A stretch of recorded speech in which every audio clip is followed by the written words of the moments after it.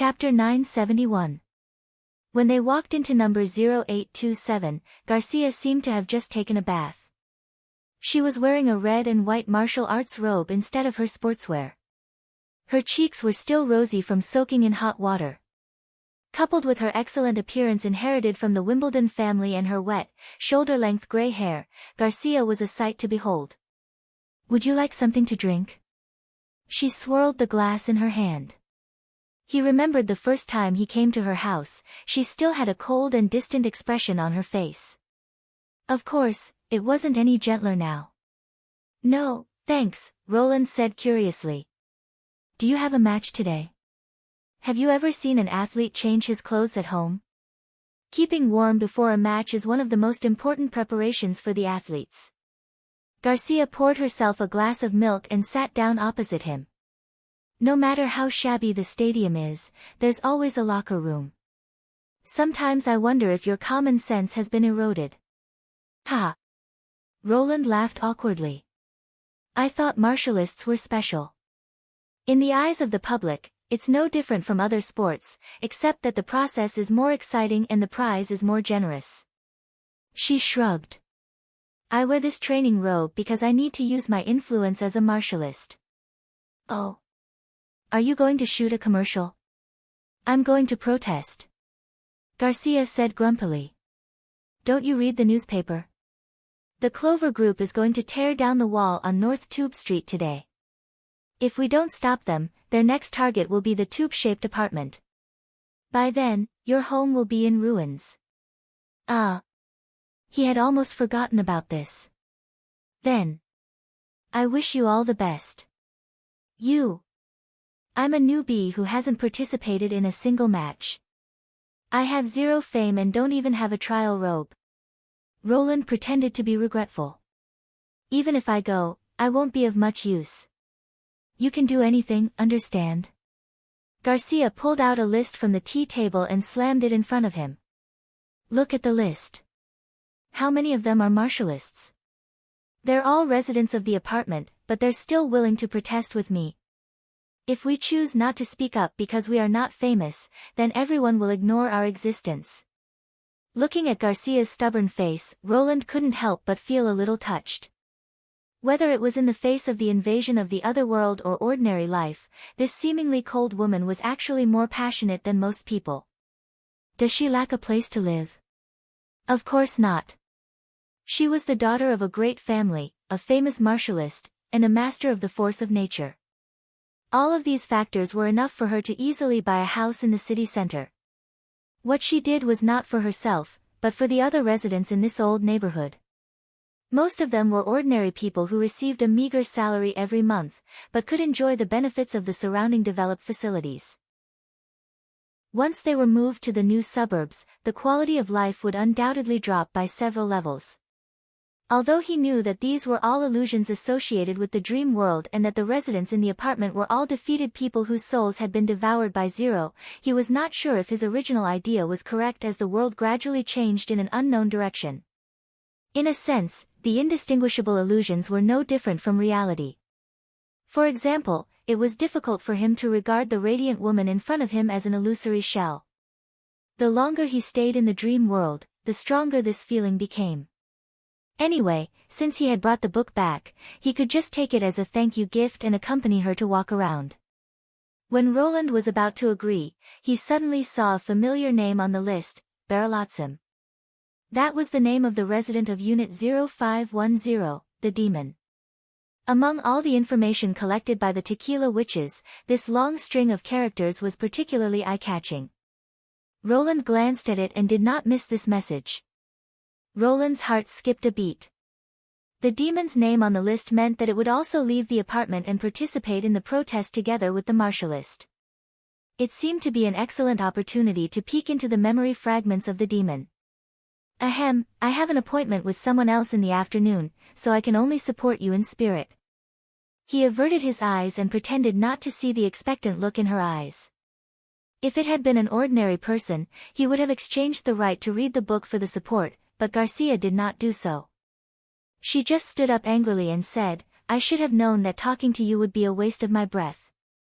Then she quickly walked into the inner room and came out holding an old red book. At first, it seemed that she was going to smash the book in front of him, but in the end, she put it down gently because she did not want to. "This is the book that my master always mentioned. Now that you've got it, you can go now." Roland casually flipped the cover and found that there was no name in the column of the author, only the word, unknown. Does no one know who wrote this book? Why would it be unknown if they knew? Garcia replied stiffly. Among the many books collected by the association, the most famous thing about this book is not the content, but the person who wrote it. I heard that the person died before he finished writing, and the association couldn't find any records about him. He died while writing? Roland was stunned. Did he die of a sudden disease? He had wanted to have a private chat with her. Half a century was not far away, and if he was lucky, the author should still be alive. But even if he was dead, there should be some news about him. At that time, the file system had been popularized, not to mention that the author was a martialist who had awakened the force of nature. There seemed to be something wrong with this. What, are you afraid? Garcia laughed at him. Are you thinking of those cursed ghost stories? Don't worry, at least there's no evidence that anyone who has read it will die, or else I wouldn't have recommended you to be a martialist. Of course, if you don't dare to read it, I won't make fun of you, let alone publicize it. No, you definitely will. Roland picked up the book and nodded to her. Thank you. Humph. Garcia turned her head away and did not reply. Returning to 0825 as fast as he could, Roland locked the door from the inside as soon as possible. The protest would officially start in the afternoon, so he still had several hours to satisfy his curiosity. The title of the book was just as Garcia had said, The Raison d'être. The cover of the book was made of red craft paper, which seemed to be wrapped in a thin piece of wood, so it looked very solid. Roland had thought that since it was related to God, the content must be mysterious and difficult to understand. Unexpectedly, when he turned to the first page, his eyes were attracted by the neat and beautiful handwriting. On the right were words and sentences, and on the left were photos or abstracts with serial numbers. The two matched each other very accurately, as if this was not a book of predictions, but a rigorous thesis. Most of the photos were yellowed, and the abstracts were basically from newspapers and magazines. Today, with the popularization of the internet, it was very difficult to see handwritten documents and illustrations made with scissors and glue. The entire book exuded an old-fashioned atmosphere, but the content was surprisingly smooth and easy to understand. There was no sense of estrangement when reading it. It was as if we were suddenly enlightened and possessed unimaginable power. The descriptions of the enemies also increased correspondingly. There were demons, ancient beasts, monsters, and mutants. They all looked different, but they had one thing in common: mortals were utterly defeated in front of them. Only awakened heroes could fight against them. Although there is no direct evidence, I still believe that those aliens were not created out of thin air by the ancients, but a species that really existed. Their abilities are no different from ours, which is why the myths of that period are so vivid. At this point, some people might think that even the Archean mosquitoes could preserve their corpses in amber, but they didn't. This is too far-fetched. But on the other hand, it is because they disappeared so completely that it is even more strange, isn't it? There are so many unimaginable ruins in the world, many of which are completely opposite to the living habits of humans, and some of which are not even possible for people of that era. But we stubbornly divide them according to which branch of civilization they belong to, and give all the credit to the local aborigines. This is really overestimating ourselves. In order to find the answer, I visited those ruins one by one. During this journey, I made some surprising discoveries. Although those aliens did not leave behind bones or hair, the marks carved on the stone would not disappear. In a secret room in the ruins of a volcano, through the carvings on the wall, I saw the past of a civilization. Turning to this page, Roland could already confirm that this was indeed a book created in the dream world. He had never seen the ancient buildings in the black and white photos. More importantly, the volcanic ruins mentioned by the martialist at the end were quite similar to the style of the demon's Blackrock Tower. It was not a coincidence that they obtained the power of nature and then became enemies with humans. This was like a meeting arranged by God, and they regarded defeating their opponents as a reward for the power bestowed by God. I know it is difficult to describe the specific content of the carvings with words alone, but I can feel it. If humans can learn their language, I think the most suitable word is probably the battle of divine will. Is this the place that Lon was referring to? Roland licked his slightly dry lips and continued to read. But this is not what I want to say. If they obtained power just for a war, then it would have ended long ago. No matter what God is, it has nothing to do with humans. However, some things are worse than we think. According to the description on the carvings, it is not the first time they have done this. The handwriting on the page gradually became less neat, and the number of ink spots and emotional words increased, as if the writer was also hesitating whether to continue writing. These aliens did not originally live on the same planet as us. The outbreak of the war caused a great change in their environment, but they were prepared for it. It was not as simple as degenerating from a forest into a desert, nor was it as gradual as the transformation of nomads into an agricultural civilization.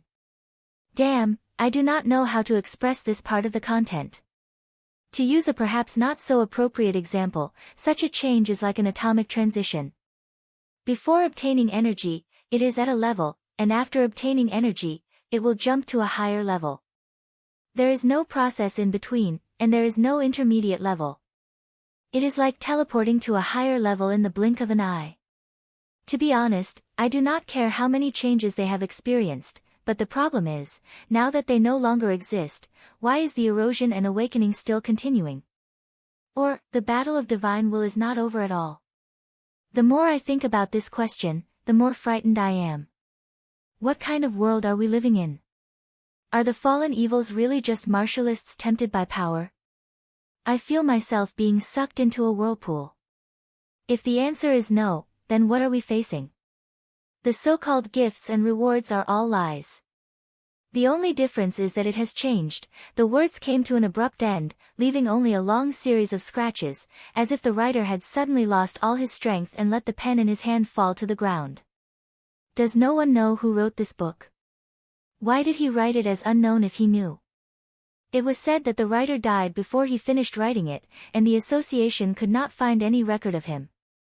Thinking of the previous conversation, Roland could not help but feel a chill from the soles of his feet.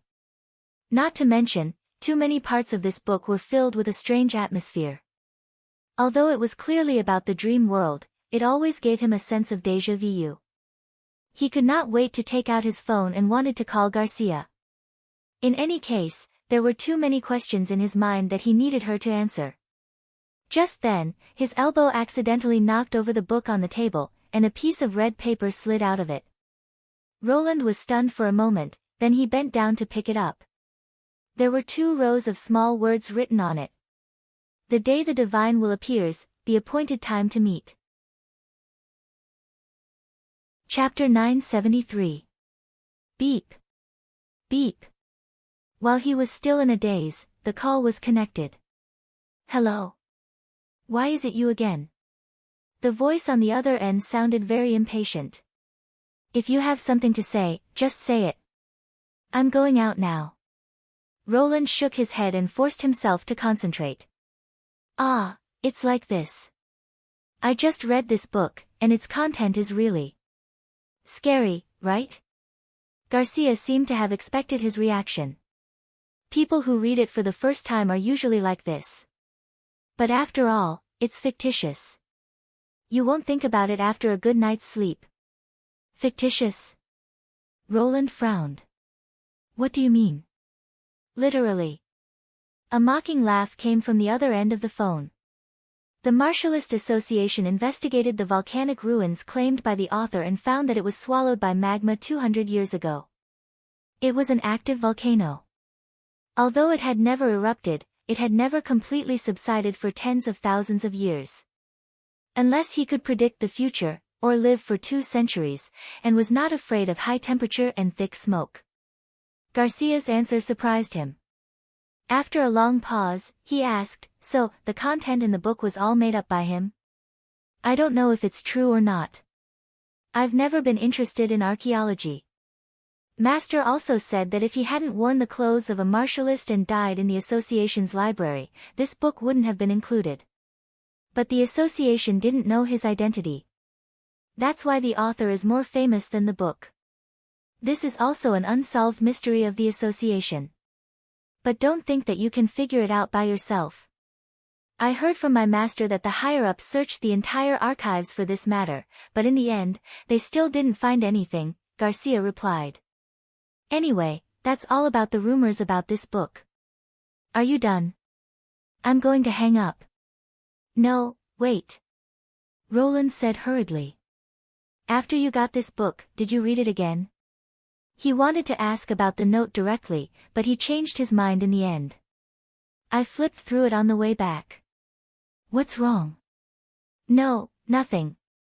I just wanted to ask. Click. The phone was hung up. Obviously, this teasing question had pushed Garcia's patience to the limit. Separated by 2 walls, he could hear the sound of 0827 closing the door. Roland couldn't help but sigh softly. If he didn't get straight to the point, such a question would only add to his disgust. First of all, raison d'être was only half written, and the red note was likely to be stuck in the last few blank pages. Even if one read through it, there was no guarantee that one would notice it. Secondly, he had taken the bus back from the association. It was easy to imagine how serious he was when he flipped through the books casually to kill time. No matter how she answered, it was impossible to tell that she had seen the note. No, definitely not. According to Garcia's character, if she had seen it before, she would definitely not be indifferent. From the looks of it, these 2 messages were either a prank or some kind of message. At this moment, Roland could not help but think that he would rather it was a prank. The latter possibility was too inconceivable. Who is this note for? Did he arrange to meet with anyone who discovered him, or did he have a specific target? Rationally speaking, he was more inclined to the latter. This book was not top-secret information. Most martialists had borrowed it because of its fame, so it was not surprising that one person did not discover it, but it was incredible that so many people did not discover it. Therefore, it was very likely that the note was not in the book from the beginning, but had been put in recently. But it was this kind of rationality that made his hair stand on end. What did this mean? It meant that someone in the dream world, the illusion that he had created, had noticed his difference. It was as if someone in the dream suddenly turned around and gave him a ferocious smile. Roland patted his cheeks and suppressed the chill in his heart. There's nothing to be afraid of, he silently said to himself. Not to mention that these were just speculations, even if they were true, as long as he left this world, the time of the whole world would stop. Who could threaten him then? Moreover, the message on the note said that it was waiting for contact instead of coming to him, which might explain something. As for the location of the Rose Café and the appearance of the Divine Will, he would leave it to the Tequila Witches to find out. He did not forget that he still had things to do next. He looked up at the clock on the wall to confirm the time, took out the key that he had prepared in the bedroom, closed the door, and went downstairs. In order to explore the memory fragments of the tube-shaped apartment, Roland had done a lot of preparation work since the arrival of the Tequila Witches. For example, he made a replica of the key to each door and bought a tool to open the door by force from the internet. After all, only he could see the non-existent door of memory, and if he really encountered a locked door, he would have to roll up his sleeves and open it himself. If it were not for the expedition to Greycastle, this part of the exploration would have been completed a long time ago. Roland went down to the 5th floor and quickly found room 0510. At this time, most people were taking an afternoon nap. The autumn sun shone lazily, and the entire corridor seemed quiet and serene, in stark contrast to the heavy traffic on the other side of the street. He inserted the key into the lock and turned it gently. The door opened at the sound of his voice. A strange fragrance suddenly rushed into his nose, and he could not help but hold his breath. Although the dream world reserved a place for the demons, it did not modify some details, such as body odor. In order to cover up his own smell, he had to use a lot of perfume. Roland thoroughly searched the room in 2 minutes. After confirming that there was no one, he locked the door, took out the hydraulic shears from his backpack, and went straight to the utility room at the end of the corridor. This iron door was one of the few locked doors. It turned out that although the thing connected to the door was extremely mysterious, the door lock did not show the slightest extraordinary in the face of the holy sword of physics. A few seconds later, the lock quietly broke into 2 pieces. He swallowed and pushed the heavy door open. Then, Roland was completely attracted by the scene in front of him. He seemed to be standing on a bottomless cliff. The top of the cliff was circular, and it was at least more than 10 kilometers long. He could not see the other side at a glance. This strange terrain surrounded an extremely magnificent mountain lake, but what flowed in the lake was not spring water, but dazzling red mist. The difference between the surface of the mist and the top of the mountain was hundreds of meters. Looking down, it was like a sparkling red crystal, so dense that it was almost tangible. If it were not for the occasional mist rushing up from the bottom and straight up with the wind to form a mist pillar that stood in the sky, it would be difficult for him to connect it with the dirty and dark, bloody mist in his memory. When the mist pillars that were much thicker than castles and as bright as molten steel appeared one after another, Roland even felt like he was standing on the surface of the sun, enjoying the magnificent scene of a coronal flare. However, it did not emit an unbearably high temperature. As the height increased, the color of the mist would quickly dim, and finally spread into the air, forming a red mist layer that covered the sky. And this was not all he saw. Around the circular cliff, there were towering black stone buildings everywhere. Most of them were tower-shaped, and only the details were different. Because the sun was blocked by the red mist, the whole world seemed particularly dim. Only when there were multiple eruptions at the bottom of the red mist lake would these black towers faintly reflect a trace of light. Chapter 974. Is this the city of the demons? Roland could not help but be amazed. He had thought that the memory fragments would lead him to a battlefield, but he did not expect that he would have the opportunity to face the enemy's lair. But the scene in front of him was different from the mirage that the Witch Cooperation Association had seen. At least, he looked around and did not find the most conspicuous main tower, which was the giant obelisk that the tequila witches said was made of God's stone mineral veins and could grow and produce red mist. After all, there were too many towers here.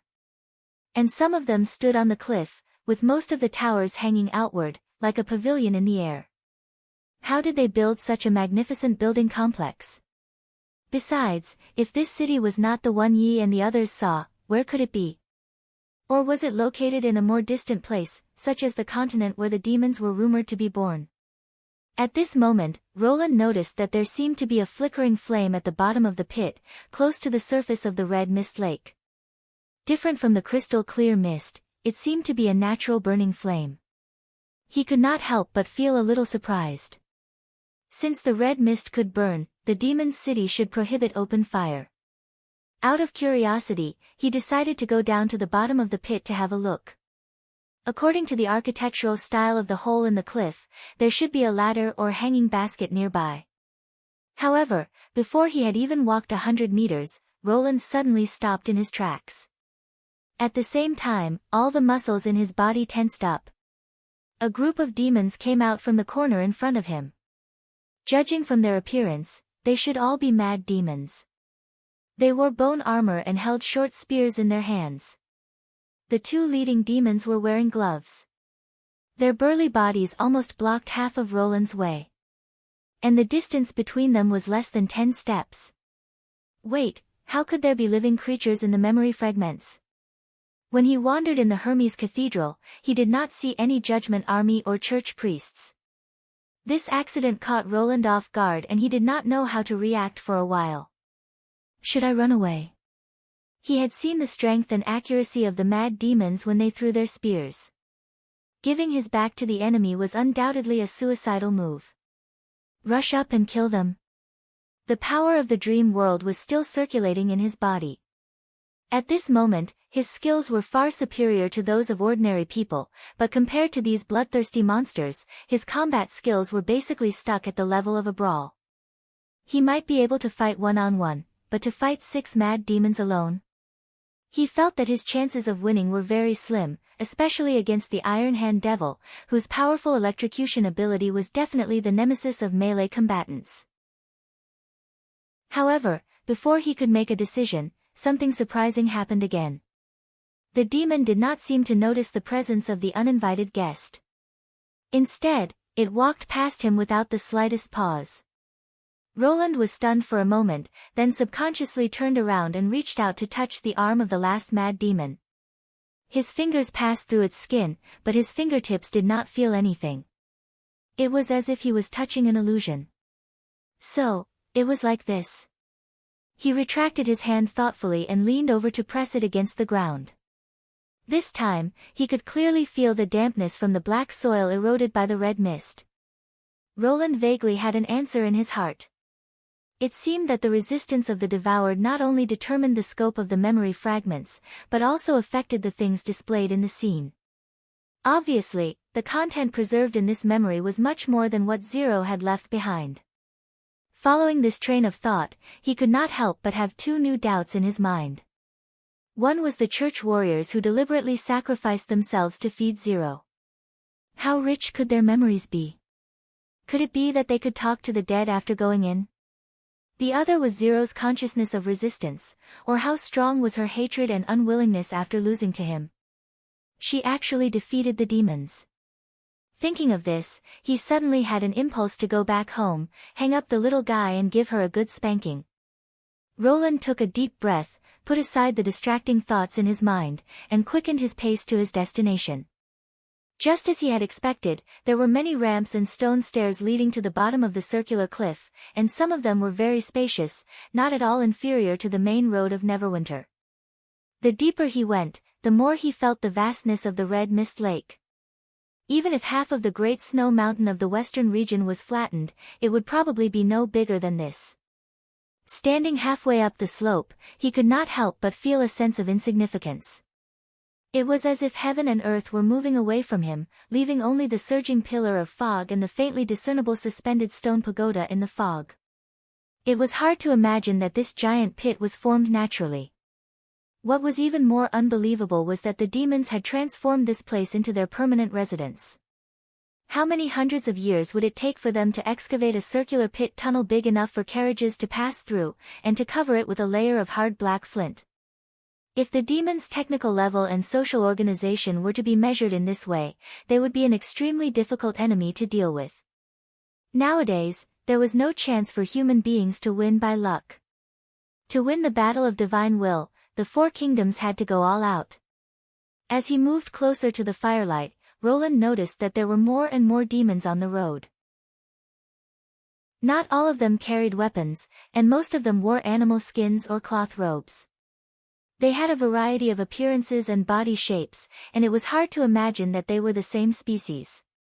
Pasha's intelligence also mentioned that the Union had captured some deformed demons without magic power and low combat power, but at that time, it was not clear whether they were a kind of demon or a vassal race enslaved by the demons.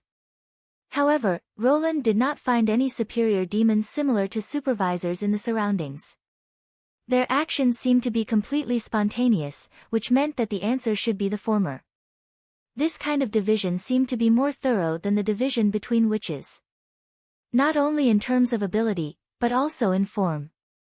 But at present, it was not clear whether they were born from the same origin, or were born separately, and there was no possibility of them ever changing. Were there male and female demons as well? Or, in other words, their reproduction was completely different from that of human beings? With this speculation in mind, Roland finally reached the bottom of the ring pit. He found that the source of the fire was actually a circle of burning bonfire. He saw a stone bridge extending from one side of the cliff, which was connected to a round island in the red mist lake. Although it was an island, there was no support below it. It looked like the slender stone bridge was directly lifted up, which made people worry that it might fall at any time. The bonfire was set up around the island. When the column of mist rose, there would suddenly be a bright flame above the bonfire, as if it was responding to the roar of the red mist lake. Sometimes, the flame could even reach more than 10 meters high, which was why Roland could see the flickering below from the top of the cliff. It seemed that although the red mist could burn, it was not a gas that could be ignited easily. There were at least tens of thousands of demons gathered nearby. They densely occupied all the slopes, platforms, and caves on the cliff.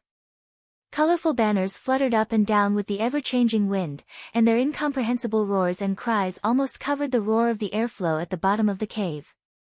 Roland could not help blinking his eyes. Chapter 975. Suddenly, a long series of horns made all the demons shut their mouths, and the red mist at the bottom of the pit surged more cheerfully. The crystal-like lake was rolling like boiling lava. Roland noticed that as the horns sounded, 2 demons walked out of the crowd and set foot on the slender stone bridge. One of them was a mad demon, and the other was somewhat like the Lord of Hell mentioned by Agatha. The former was burly enough, stronger than any mad demon he had seen before, but in front of the reptilian-like Lord of Hell, it was not enough. Both of them were not wearing armor, and they pushed each other along the way. The atmosphere was not harmonious. However, the surrounding demons did not show the slightest surprise. Instead, they seemed extremely excited. What are they going to do? A duel? Roland immediately thought of the card games of the barbarian races, one-on-one battles to show off their bravery. They would not stop until one side fell, and the one who survived to the end would be the hero of the race. He was not being racist, but this kind of self-destructive fighting style looked exciting, but sooner or later, they would play themselves to death. Therefore, the once popular gladiatorial contests on Earth were only held between slaves and beasts. In other words, no one would feel sorry for anyone who died. Of course, sitting on the side of the humans, they would naturally enjoy the show. Roland took advantage of the convenient perspective of the ghost to directly pass through the layers of demons and followed them to the stone bridge. After entering the floating island, he found that this platform, which was about the size of the square in Neverwinter, had already arrived. When Roland saw who it was, he could not help but widen his eyes. It was actually a female demon. No, he could not be sure that she was a literal female, but judging from her appearance, she did have many characteristics of a human female. Moreover, she was quite good-looking, the kind that would definitely cause a wave in the future. Wait, this is not scientific at all. The alarm in his heart suddenly rang loudly. How could an alien race that was completely different from human beings give birth to such a similar individual? Walking upright was one thing. For a predator, a higher field of vision would indeed bring more survival advantages. It could be considered a common skill point on the path of evolution, but even their appearances were so similar. This was a bit too much. Fortunately, the female demon still retained very obvious otherworldling characteristics, such as greenish-black skin, protruding horns, bone spurs all over her shoulders and arms, and a vertical third eye on her forehead. Other than a transmigrator with extensive experience like him, no one else would have the slightest interest in such a horrifying monster. The 2 demons didn't start fighting immediately. Instead, they bowed to the white-robed woman before retreating to the edge of the platform and facing the red mist lake. The female devil also slowly walked to the edge of the island and loudly chanted. The surface of the lake churned even more violently, as if something was about to emerge. Roland realized that this was probably not a simple duel, or rather, they were not challenging each other. As soon as this thought came to his mind, 2 thick tentacles rushed out of the red mist and swung toward the mad demon and the Lord of Hell. If they were hit by this attack, even if they were not smashed into meat patties, at least their lives would be in danger. However, they did not make any movement to resist. Instead, they eagerly raised their hands. As the female devil shouted, the tentacles seemed to be extremely unwilling to stop above their heads.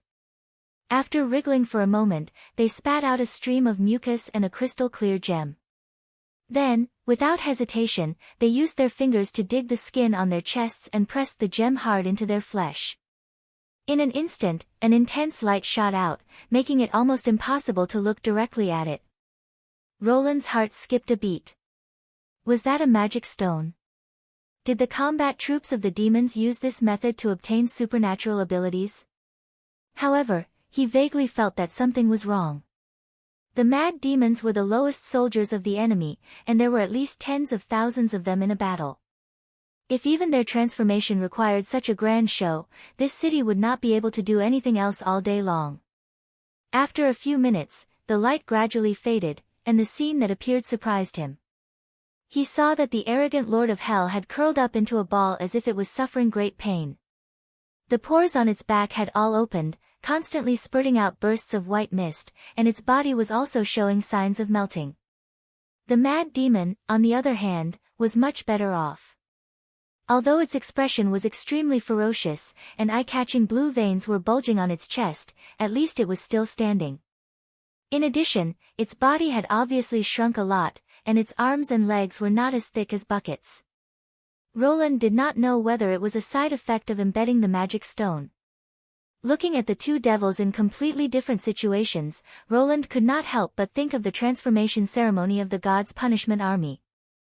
Did they have to pay the price of their lives to become soldiers and gain the favor of magic power? However, the next moment, the Lord of Hell let out an ear-piercing scream.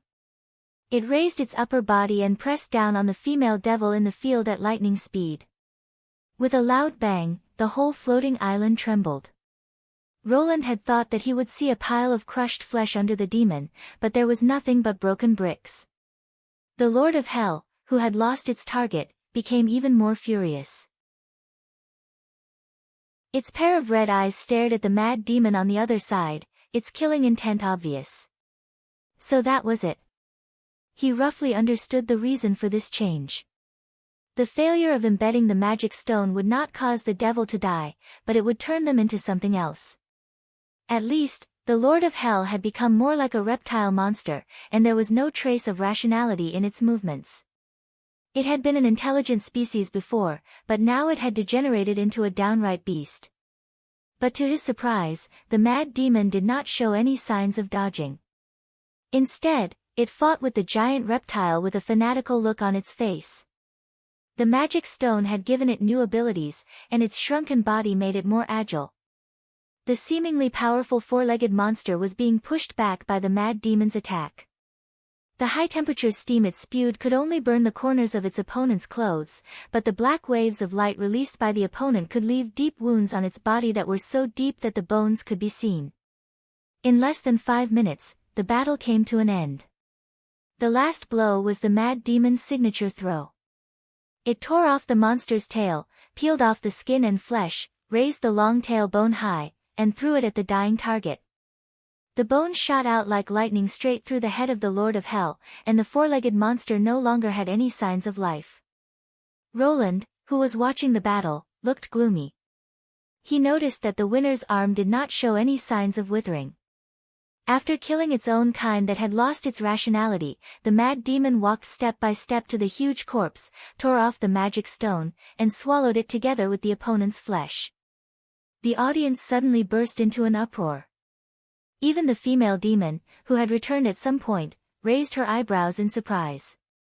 The mad demon showed a painful expression again, and steam came out of its nostrils and ears. But Roland clearly saw that the mad demon grinned in this indescribable torture, as if it could not wait to die. This time, the change lasted much longer. About half an hour later, the mad demon gradually recovered. After tearing off the skin covered with blisters, the mad demon's face had become completely different from before. Roland could not help but gasp. It was undoubtedly a face close to that of a human. Seeing this scene, the demons on the opposite side of the island all shouted wildly. Sharita! No one knew who started it first, but soon this unknown word became a roar that resounded throughout the red mist lake. Sharita! Sharita! Sharita! Roland's heart sank to the bottom.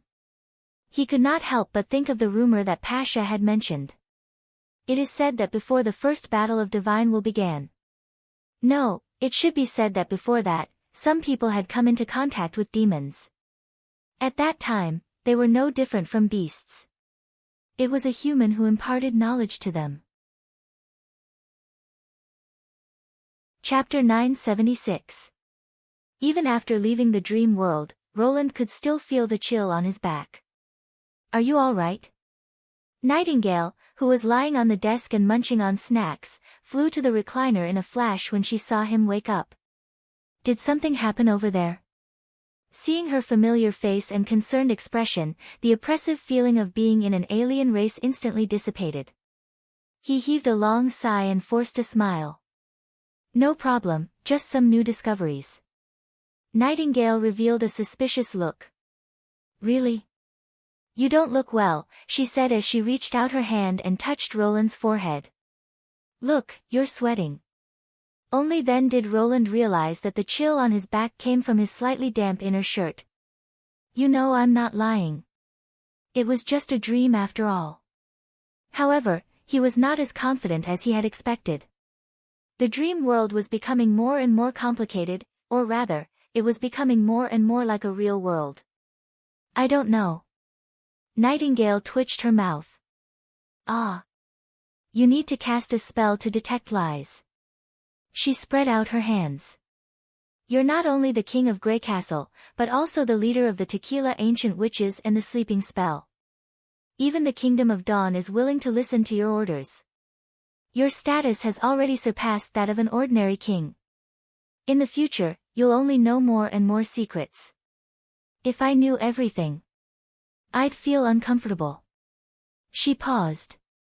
"You don't like the feeling of being seen through, do you?" Looking at Nightingale, who deliberately averted her gaze, Roland could not help but chuckle. Even the last bit of heaviness in his heart had disappeared. He could roughly guess what she was thinking. Most of the rulers did not want their subordinates to know too much. Being ambiguous and maintaining a sense of mystery was a kind of imperial strategy. No matter in the east or the west, knowing too much usually did not end well. Nightingale must have known that he would not do so, so the only way left was to alienate him. "What's so funny?" She took 2 bites of dried fish indignantly. "I was just worried that you were in trouble." Ahem, Roland stopped smiling and said seriously, "Indeed, no one likes to be seen through by others, especially those in power." He deliberately paused for a moment, "But, you are not others." Moreover, he was not a feudal king in the true sense. It was precisely because he had stood on the river of history and observed the rise and fall of many dynasties that he knew what he truly wanted. This grand undertaking could only be accomplished by a group of people who truly trusted him. "Huh?" Nightingale could not help but stiffen. "If you hadn't come to Border Town, I think I would have already died in the hands of the head maid sent by my third sister," Roland said unhurriedly.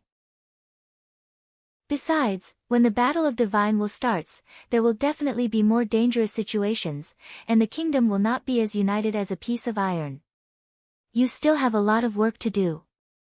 At this point, how can I still treat you as an outsider?" This era was not without merits. If it were in the future, his words would at most be met with a supercilious look. Besides, the most terrible lie is not to deceive others, but to deceive yourself. At least I don't have to worry about this with you here. Nightingale tilted her head and muttered, "My ability can't stop you from deceiving others and yourself." "Of course it can." Can you feel the degree of insincerity in a sentence? For example, a 30% hesitation to cover up, and an outright lie. Yes, the feedback of magic power is different.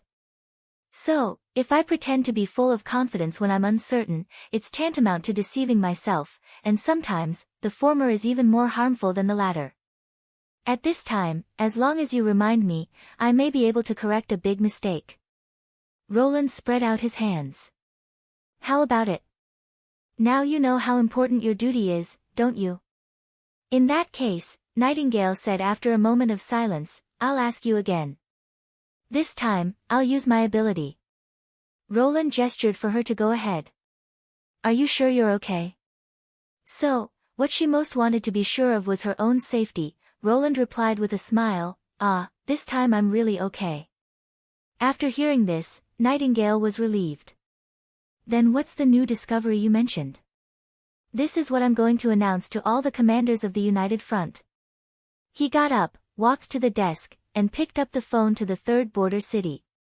I saw the demon's memory. That's what happened. Roland repeated what he saw in the dream world in detail, but he hid the information on the martialist book and the red note. What do you think? Pasha was the first to speak on the light screen. This information is extremely important, Your Majesty. No one has ever been able to go deep into the demon's city and come back alive. You're the first person in history, although it was in the dream world. Based on this information alone, you're worthy of an audience with the 3 chiefs of the Union. Alka did not contradict Roland. Instead, he sounded very excited. So the demons gain power by fusing with magic stones. In this case, many of our previous questions can be answered. That's right, especially when it comes to mastering abilities from magic stones. Celine, who had the deepest understanding of magic power, chimed in. Since the mad demons can undergo such a huge change, we can infer that the senior demons should be born in a similar way.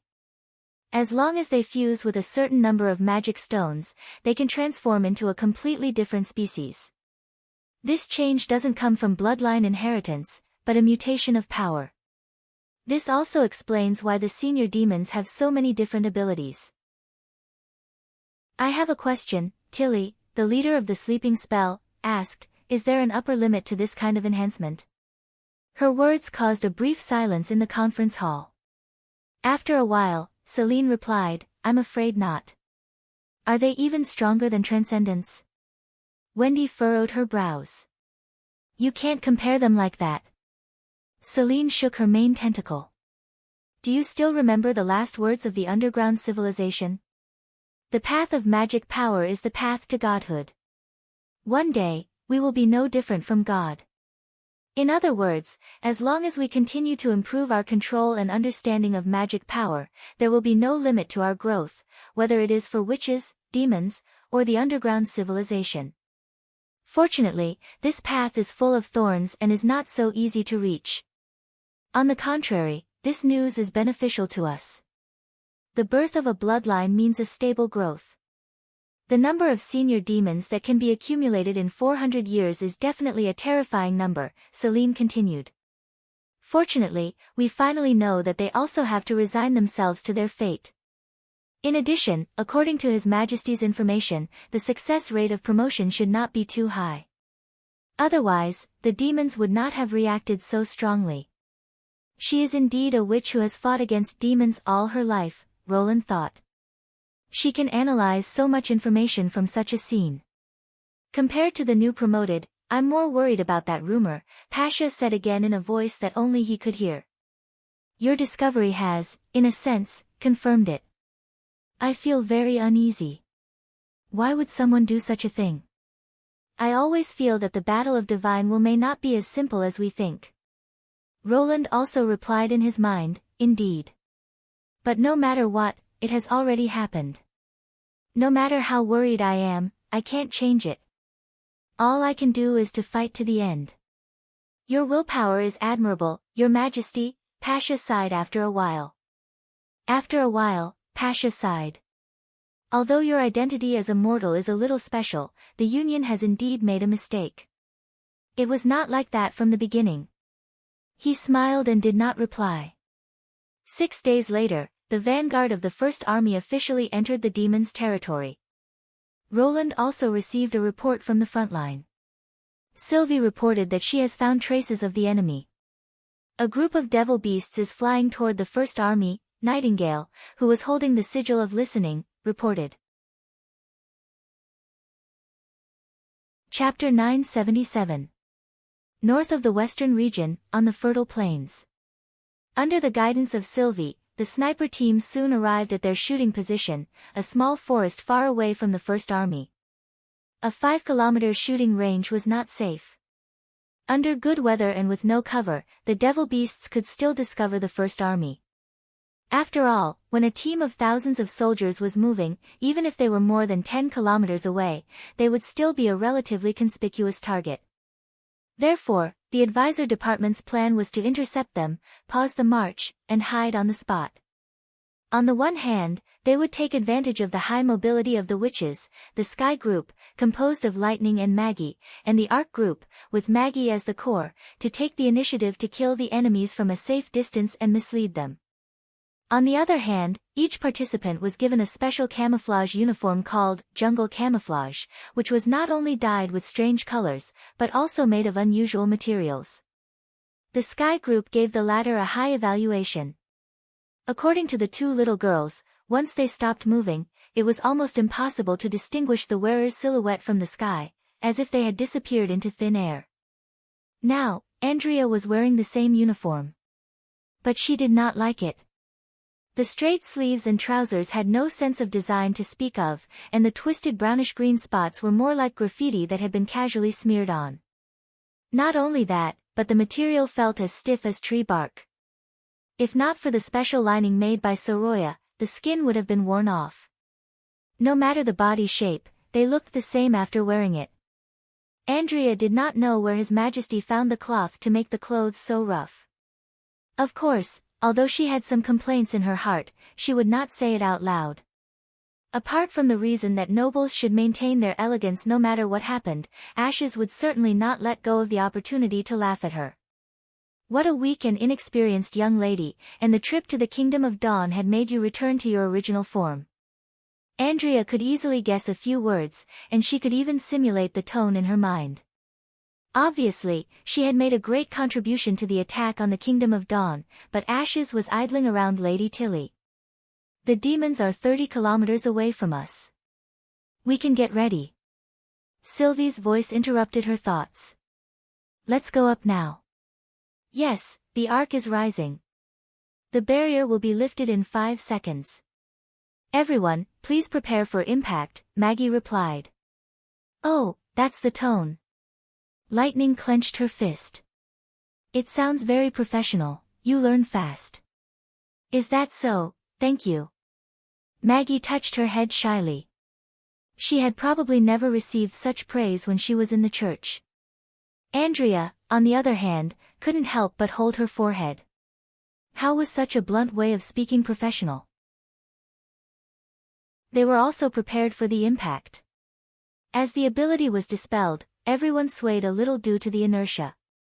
Then, they landed firmly on the ground. Forget it, this level of vibration was not even as good as Ashes's roar. Next, it's the flight team's turn. Lightning gave everyone a thumbs up, pulled down her goggles, and jumped up. The runway is clear. All green lights are on. Lightning, let's go. Maggie, follow, coo. Maggie also transformed into a goshawk and followed closely behind. Soon, the two disappeared into the clouds. What's a runway? Is it a special road for running? Amy looked around in confusion. Where's the green light? Maybe it's a new training method. Phyllis, the protector, tilted her head and said, I once heard His Majesty say the same words in the castle. It seems to be a term specially prepared for flight training. But the strange thing is, at that time, besides these two little guys, there were also Wendy and Lady Anna who listened to his lecture. Huh? Can other people also learn to fly? I'm not sure about that. If I can learn, what should I say? Amy touched her chin and said. Amy, magic supplement. That's a novel word. Sharon's eyes lit up. Help me think of one. Hey, don't disturb Miss Sylvie's observation, Phyllis said with a smile. Got it. Looking at this scene, Andrea could not help but sigh. According to the plan, once the operation started, they would be farther and farther away from the main force in the next week and try to pull the Demons Investigation Center to the northwest. In other words, they would be alone in the enemy's territory. No matter what kind of enemies they encountered, they could only rely on their own strength to avoid or defeat them. The whole sniper team is obviously going to face a difficult battle full of dangers. Why is the atmosphere so lively? Suddenly, someone patted her on the shoulder. Andrea turned around and saw Iffy giving her an, I know you, look. She could not help but feel a great comfort. That's right, there's no other way. Since long-distance sniping requires a lot of magic power, in addition to the necessary combat personnel, the team also needs to bring many assistant witches to ensure the effectiveness of continuous firing. Idlers like Amy and Sharon are undoubtedly the best choice. Compared to the great nobles who were well versed in the ways of the world, she still lacked a sense of composure. For example, Countess Spear almost never spoke. Let's get started. Andrea took a deep breath. The demons should be here soon, wait a minute. Spear suddenly said in a low voice, I'm old and a little seasick. She was suddenly speechless. Fortunately, it did not take much time to assemble the anti-devil beast sniper rifle. To reduce the installation process as much as possible, His Majesty only disassembled the weapon into two parts, the gun body and the frame, which were carried by Ashes and Phyllis respectively. Andrea finished the shooting preparation in the shortest time possible. Compared with the bolt rifle before, this sniper rifle without a scope was easier to operate. After pushing a special bullet as long as a palm into the barrel, she nodded to Chief Steward Camilla Derry. Camilla closed her eyes and reached out her hands to Sylvie and Andrea. All of a sudden, the scene in her field of vision began to fluctuate, and the outline of everything seemed to overlap. Andrea could not tell whether her soul was being pulled out of her body or being squeezed in by another soul. This weird intertwining made her slightly dizzy. However, after repeated training, she was able to control herself to ignore this slight discomfort and focus her attention on something further away. Sylvie instantly sensed her thoughts. Her field of vision zoomed out, or rather, directly changed. The surrounding woods and grass disappeared without a trace, leaving only a sea of white clouds. Chapter 978. Distance? 12 kilometers. What about other directions? Safe. In the state of spiritual resonance, the communication process between the two was simplified. As long as Andrea had a question, she could immediately get the answer. It could even be said that the one answering her was not Sylvie, but herself. After getting rid of the initial discomfort, all that was left was freedom and carefree. She had already fallen in love with this kind of feeling. Whether it was the sight of 1,000 miles in a single glance or the merging of consciousness with Sylvie, it made her perception even broader, as if even the world had come alive. She wondered what it would feel like to resonate with Her Highness Tilly. Flight Team Communication, this is Lightning. Arc Team, can you see me? At this time, Lightning's voice came from the other pair of sigil of listening. Andrea focused her mind and pulled her vision back. Found you. How about this height? It should be no problem. Just find a cloud and hide. Understood. Coo. Throughout the entire sniper battle, Lightning and Maggie would be responsible for the final remedial work. Once they failed to achieve an effective kill, or the number of enemies exceeded their expectations, they would dive down from the top of the enemy's head and complete the final blow at close range. When the little girl dived at full speed, her speed was almost 3 times that of a devil beast. With Maggie's unexpected transformation ability, the success rate was almost 100%. But this trick could only be used once. If there were other demons on the battlefield, they could only choose to retreat. Of course, Andrea did not even consider letting them take action. She had enough confidence in her ability. Every shot was her pride as an archer, and it was also the trump card that defeated Ashes with her own strength. She wanted to let these little girls see what real professionalism was. 6 kilometers. Sylvie's voice sounded again. Ah, I'm aiming for it.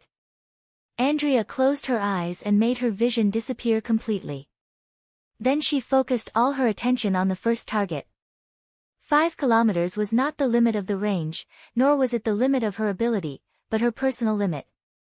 In theory, as long as the target was within the killing range of the bullet, she would be able to hit it.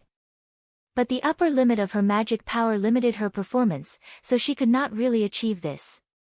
If she used up all her magic power in one shot, a witch would also fall into a coma. 5 kilometers could be said to be the best result after repeated tests. With the help of her will, the magic power in her body gushed out and enveloped her whole body. Soon, the imaginary guide line appeared and connected to the devil beast, which was unaware of it. It was difficult to connect this silver thread-like line with the trajectory of the bullet. It was too distorted. At first, it looked like an arch bridge, pointing straight to the empty sky. Then, as the distance increased, it became an undulating polyline. That's right, it was a broken line. This was the first time Andrea had seen such a trajectory since she got her hands on the anti-devil beast sniper rifle. It was constantly changing its shape. The middle part of the line was almost fluttering in the wind, like a strand of broken spider silk. The only difference was that the end of the trajectory was always fixed on the target. She had asked His Majesty about it, but His Majesty's answer was somewhat unexpected. He said that this ability could not be regarded as aiming, because aiming could not predict the things that had happened but had yet to happen. After the bullet left the chamber, its speed would continue to decrease, and the impact of the external environment would increase. For example, a crosswind could cause the bullet's landing point to deviate by more than 100 meters. Therefore, even the most accurate scope could not guarantee a perfect shot. When the distance was extended to 5 kilometers, even a perfect shot became a luxury. Then what is my ability? She asked at that time. It's coin guessing.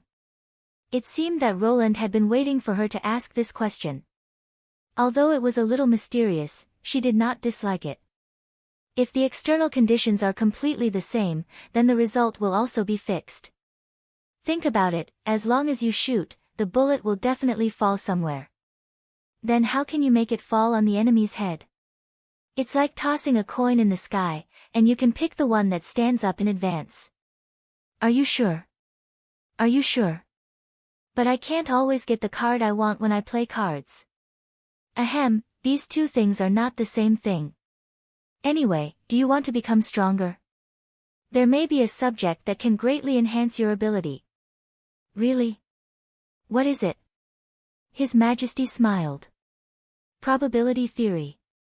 If conditional probability is to analyze the joint impact of different conditions on the result, then your ability is to turn these conditions into constants or simply erase them. Such an ability can be said to have unlimited potential, as long as you can completely master it. Until now, Andrea still clearly remembered the scene when His Majesty handed her the book with a smile. At that time, she was also quite excited, as if a supreme smooth road was slowly unfolding in front of her, and today was the day to surpass the transcendence. However, this feeling only lasted until the evening. After she opened the theory of probability, Lin Sanjiu was shocked. What? This is not something a normal person can understand at all. Click, at the moment when the silver line blended into the background of the world, Andrea pulled the trigger. The roar that was far louder than a bolt rifle hit her chest like a hammer. The flame flashed, and a huge impact arrived at the same time as the airflow. The butt of the gun retreated uncontrollably, and then hit her shoulder. But the multiple soft cushioning coatings on the butt of the gun helped her to absorb most of the force, and the cushioned gun frame further dispersed the impact to the whole body. Before the dust settled, she was ready for the second shot. Then strange magic power flowed into Andrea's body. Everything went as planned in the drill. Except for the witches who were necessary for the sniper and Maggie, the others could provide magic power for her to complete the shot, including the combat witches who were responsible for protection. How did it go? Did you hit it? Everyone asked with concern. After all, this shot would determine the success or failure of this mission. The bullet will fly for a while, Andrea replied confidently. But it has hit. That's right, just as His Majesty said. She had already chosen the lucky coin that was bound to go up among thousands of coins. Even though Sylvie could not see the bullet, she could still silently tell the life of the bullet. After flying for 4 kilometers, the bullet's altitude was already lower than the flying altitude of the demons. Although its speed was still terrible and lethal, its aim was too far off. At this rate, it would only plunge into the mud. However, a strong wind would change everything. Like a bird riding on the wind, or a tile brushing against the water surface, the bullet flew high again, followed the direction of the wind, bypassed the two demons in front, and then drilled into the belly of the devil beast from the side. After the second shot, Andrea did not rush to prepare for the next shot. Instead, she fixed her eyes on the devil beast at the end of the line, her first target. "Bang," she said softly. The next moment, the devil beast trembled violently, and a cloud of blood sprayed out from its back. A large mass of internal organs slid out, and its belly deflated at a speed visible to the naked eye. The demon riding it was cut in half, its upper body tossed high into the air, and the mist inside the jar sprayed everywhere. Chapter 979. If the demon flying in front noticed the change behind it, it still had a chance to avoid the Grim Reaper's gaze. Andrea had noticed during the test shooting that if the target was an inanimate object, such as a balloon floating in the wind, there was almost no chance of an accident. However, it was a different case for a sentient life form.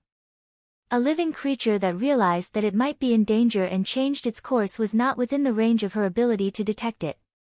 As long as she fired the shot, the bullet would definitely land somewhere.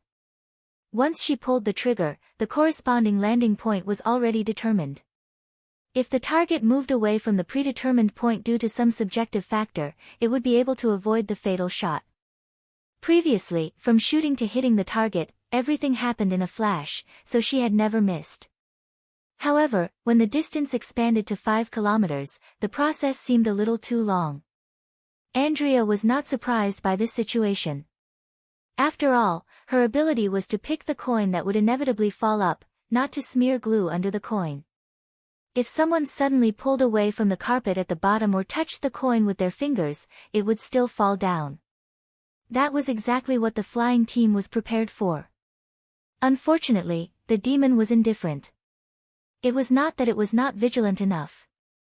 Even if it was only a few hundred meters in the air, the howling wind made it difficult to talk, not to mention the devil beasts were flying against the wind.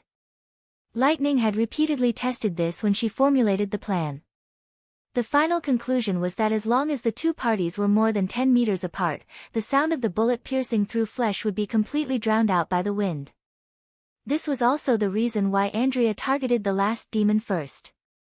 The large caliber bullet drilled into the devil beast's abdomen and completely destroyed its internal organs. At the same time, the oblique bullet ruptured its abdomen, causing its internal organs to leak out and the devil beast to lose its ability to scream. The demon did not notice the slightest anomaly and thus missed its only chance to escape. A few seconds later, a bullet fell from the sky and smashed its chest, followed by the spine of the mount. The devil beast in the middle of the team finally realized that something was wrong. However, with its low intelligence, it could not understand what was happening. Instinctively, it turned around and flew toward the tequila. In Andrea's eyes, it was no different from a dead creature. She tossed the third coin that stood upright. In the evening, the Ark once again emerged from the ground. According to the map drawn by the exploration group, the sniper team safely arrived at their resting point, the lower level of a cave that had naturally collapsed. "There are actually dried bird beak mushrooms here," Amy exclaimed. "I collected them, coo." Maggie dug out a few glass bottles from under a rock. "There are even spices for barbecue. Don't tell me you hid these things in every stronghold." "Of course," Lightning said proudly. "This is already considered simple. If we stayed in the forest pavilion, the food stored inside could probably support a banquet." "Forest pavilion?" Sharon asked curiously, "Where's that?" "A giant tree near the impassable mountain range, coo. Its trunk is as thick as a castle." Maggie gestured. "We asked leave to build a roof on it and set up a drying field for dried meat, coo. I'm afraid His Majesty is the only one who can tolerate you stealing his refined salt and spices." Countess Spear rubbed her forehead. "These bottles alone are worth several golden dragon coins. If you were in other territories, the Lord would definitely stew you." The chief butler of Sleeping Island nodded in agreement. "I didn't steal it," Maggie protested. "I picked up those spices from the ground, Coo. Picked up. Spear looked doubtful. Some of the spices would leak out from the buckets in the kitchen. I just collected them. Besides, we didn't take them for free, Lightning added. In the fjords, any explorer can get a handsome reward for the sea maps they draw. I've drawn many maps for His Majesty. In fact, His Majesty wouldn't blame you even if you emptied the kitchen, Sylvie interrupted weakly. Collecting spices is nothing. I've seen Nightingale go to the kitchen 6 times a week and sweep away all the dried fish with honey sauce made by the chef. And not only the dried fish, but also the ones in His Majesty's study. The atmosphere suddenly became heavy. What in the study? Sylvie came to her senses at this moment. Ah, no, nothing. I'm just starving. Let's start a fire and cook. Andrea's timely words dispelled everyone's curiosity. By the way, do you really want to find out Nightingale's secret? Thus, everyone extinguished their doubts in their minds and split up to get busy. Sharon lit the firewood with an electric spark, Amy cut the mushrooms quickly, Phyllis and Ashes carried a wild boar back, and Spear Passy was still seasick. After a while, an alluring aroma spread in the cave. Although there were fewer dishes than at the castle banquet, it was already a rare delicacy for pancakes and dried meat sticks that were commonly eaten in the wild. Especially when Ashes used the little fat under the belly of the wild boar to fry it and sprinkled it on the half-burnt mushroom and meat skewers, everyone couldn't help but drool. In the end, the wild boar was completely eaten, not even its hooves were spared. After filling their stomachs, they quickly fell asleep after a day's work, leaving only the most energetic extraordinaries and the gods' punishment witches to keep watch. I'll keep watch for the first half of the night. Ashes added 2 pieces of firewood to the fire. Princess Tilly said that although you don't have enough sleep, you'll be affected more if you don't get enough rest. If it's serious, you might even lose control of this body, Phyllis admitted frankly. But it's still early, so it's okay to sleep later. Ashes nodded and said no more. She wasn't a talkative person. Even in front of Tilly, she mostly listened and shared. For a moment, only the crackling of the fire and the breathing of the witches could be heard in the cave. They're so close, Phyllis murmured, looking at the sleeping girl beside her. I'm afraid you can't find such close companions in the tequila era. Ashes followed Phyllis's gaze and saw Lightning sprawled on a piece of animal skin, with Maggie curled up on her belly. Maggie's white hair spread out like a silk quilt covering the two of them, looking very warm. She couldn't help but smile. She wasn't like this from the beginning. Before she was accepted by the witches, she lived alone like a pigeon for several years and almost lost the ability to speak. At that time, even the slightest sound could make her panic, let alone being intimate with others. I just don't know if we'll see such intimacy again in the future. Phyllis lowered her eyelids. I hope this battle of divine will change. Why do you say that? Ashes asked, raising her eyebrows. Although she didn't want to ask too many questions, she couldn't help but ask, won't the common enemy make us more united?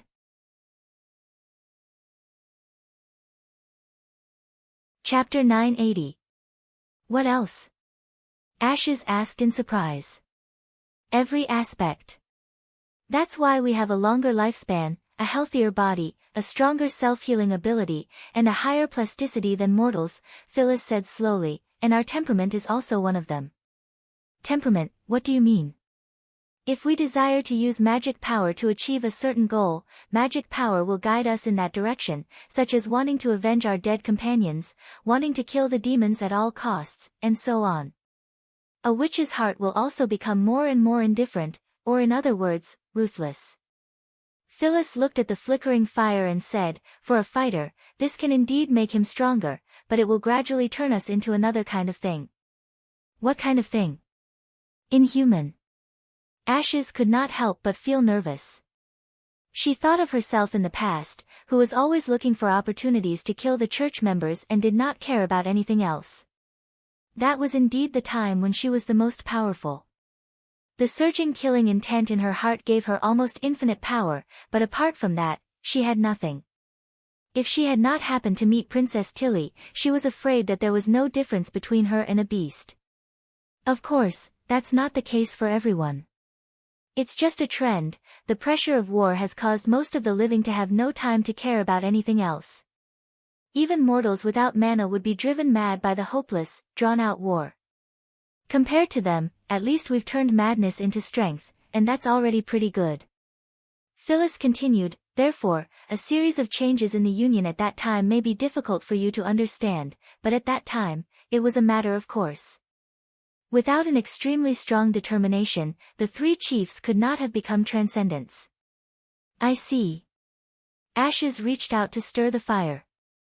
If the battle of divine will continues, what will the witches eventually become? No one knows the answer. Maybe even their appearance will change, Phyllis said, pretending to be relaxed. After all, outstanding beauty is judged by people's perception. If they are not even human in the end, maybe they will become strange, such as demons. The fire swayed, and silence temporarily enveloped the stone cave. After a while, the god's punishment witch spoke again, may I ask why you decided to fight the demons? Perhaps sensing Ash's hesitation, she took the initiative to say, our goal is very simple. We want to defeat the demons, win the battle of divine will, and restore the glory of tequila. If it weren't for this belief, the surviving witches wouldn't have survived until today. Do you want to rebuild tequila? Of course, it's the place we've dedicated our lives to. However, it would be more of a symbol than a holy city under the rule of the Union. If His Majesty can defeat the demons, it will prove that his path is more correct than that of the three chiefs. Since the cooperation between witches and mortals can bring about a broader future, we have no reason not to support it. Ashes was silent for a moment before she replied, I just want to protect someone and help her realize her wish. Since she wants to drive the demons out of the land of dawn, I will do it on her behalf. Really? Phyllis shook her head. With all due respect, this is not a good belief. Why? Because the goal is too broad. Phyllis spread out her hands and said, it's easy to lose yourself, especially at the critical moment of a battle of life and death. It's hard to define a person's wish, and more importantly, do you really know what she wants? Of course Ashes suddenly paused in the middle of her sentence. Would Tilly want her to fight the demons on the front line? The answer was obviously no. This was just her own decision. Although it was necessary for Tilly to go to the danger herself in the previous operation with the Phantom instrument, she did not need to participate in this sniper battle. However, she still joined the team at Roland's invitation. There was no doubt that this was the reason why Sleeping Spell won prestige and meritorious deeds. The more important sleeping spell was in Neverwinter, the higher the status of Tilly would naturally be. But was that all? She could not help but look at the witches who had already fallen asleep with tired but calm faces. Her eyes first looked at Sylvie, Maggie, and the others on Sleeping Island, and then slowly moved on to all her companions. Why are you telling me this? Ashes suddenly asked. In any case, she and Phyllis had only occasionally exchanged swordsmanship and improved their fighting skills. They were far from being familiar with each other, so it was a little strange for Phyllis to ask this question. She also had a feeling that Phyllis would not tell everyone about the influence of magic power on one's temperament and the demands of the tequila survivors. Because you're an extraordinary, Phyllis said in a serious tone. You're born to be a genius among the witches with unimaginable potential. In the era of the Union, every combat-type extraordinary was the focus of training. Once they broke through their limits and became extraordinary, they would have the power to kill senior demons head-on. At the same time, they would also become the new leader of the Union. After saying this, she stood up and bowed to Ashes. Maybe I'm not qualified to guide an extraordinary on how to go further, but for any chief witch, a practical goal and a firm will are indispensable. According to the records of the Union, all the transcendents were promoted in battles, and those who couldn't overcome this hurdle all died in the hands of the demons. She paused for a moment. I hope you can be the former. In the last sentence, the gods' punishment witches used honorifics. You don't have to do this. Ashes frowned. Just think of it as nostalgia. I haven't seen a transcendent for more than 400 years. Phyllis smiled. Don't worry. I won't use this ancient etiquette in front of everyone. Then I'll go to bed first. See you in 2 hours. Ah, good night. When there was no other sound in the cave, Ashes raised her head and stared at the small piece of night sky above her head. She did not move her eyes away for a long time. After ending the call with the frontline, Roland marked a new route on the map. On the 22nd day since the official implementation of the summit mission, the plan was still very successful. The sniper team had observed an obvious increase in the number of patrolling devil beasts, and the range of the patrolling devil beasts had gradually moved away from the First Army's predetermined route. Apparently, the Tequila ruins were more important to the demons, and the vast airspace south of the outpost was gradually becoming a blind spot. Of course, none of the patrols around the outpost had been withdrawn. According to common sense, any enemy that took the initiative to attack the outpost could not escape the fate of being discovered in advance. However, the First Army was not a team of common sense.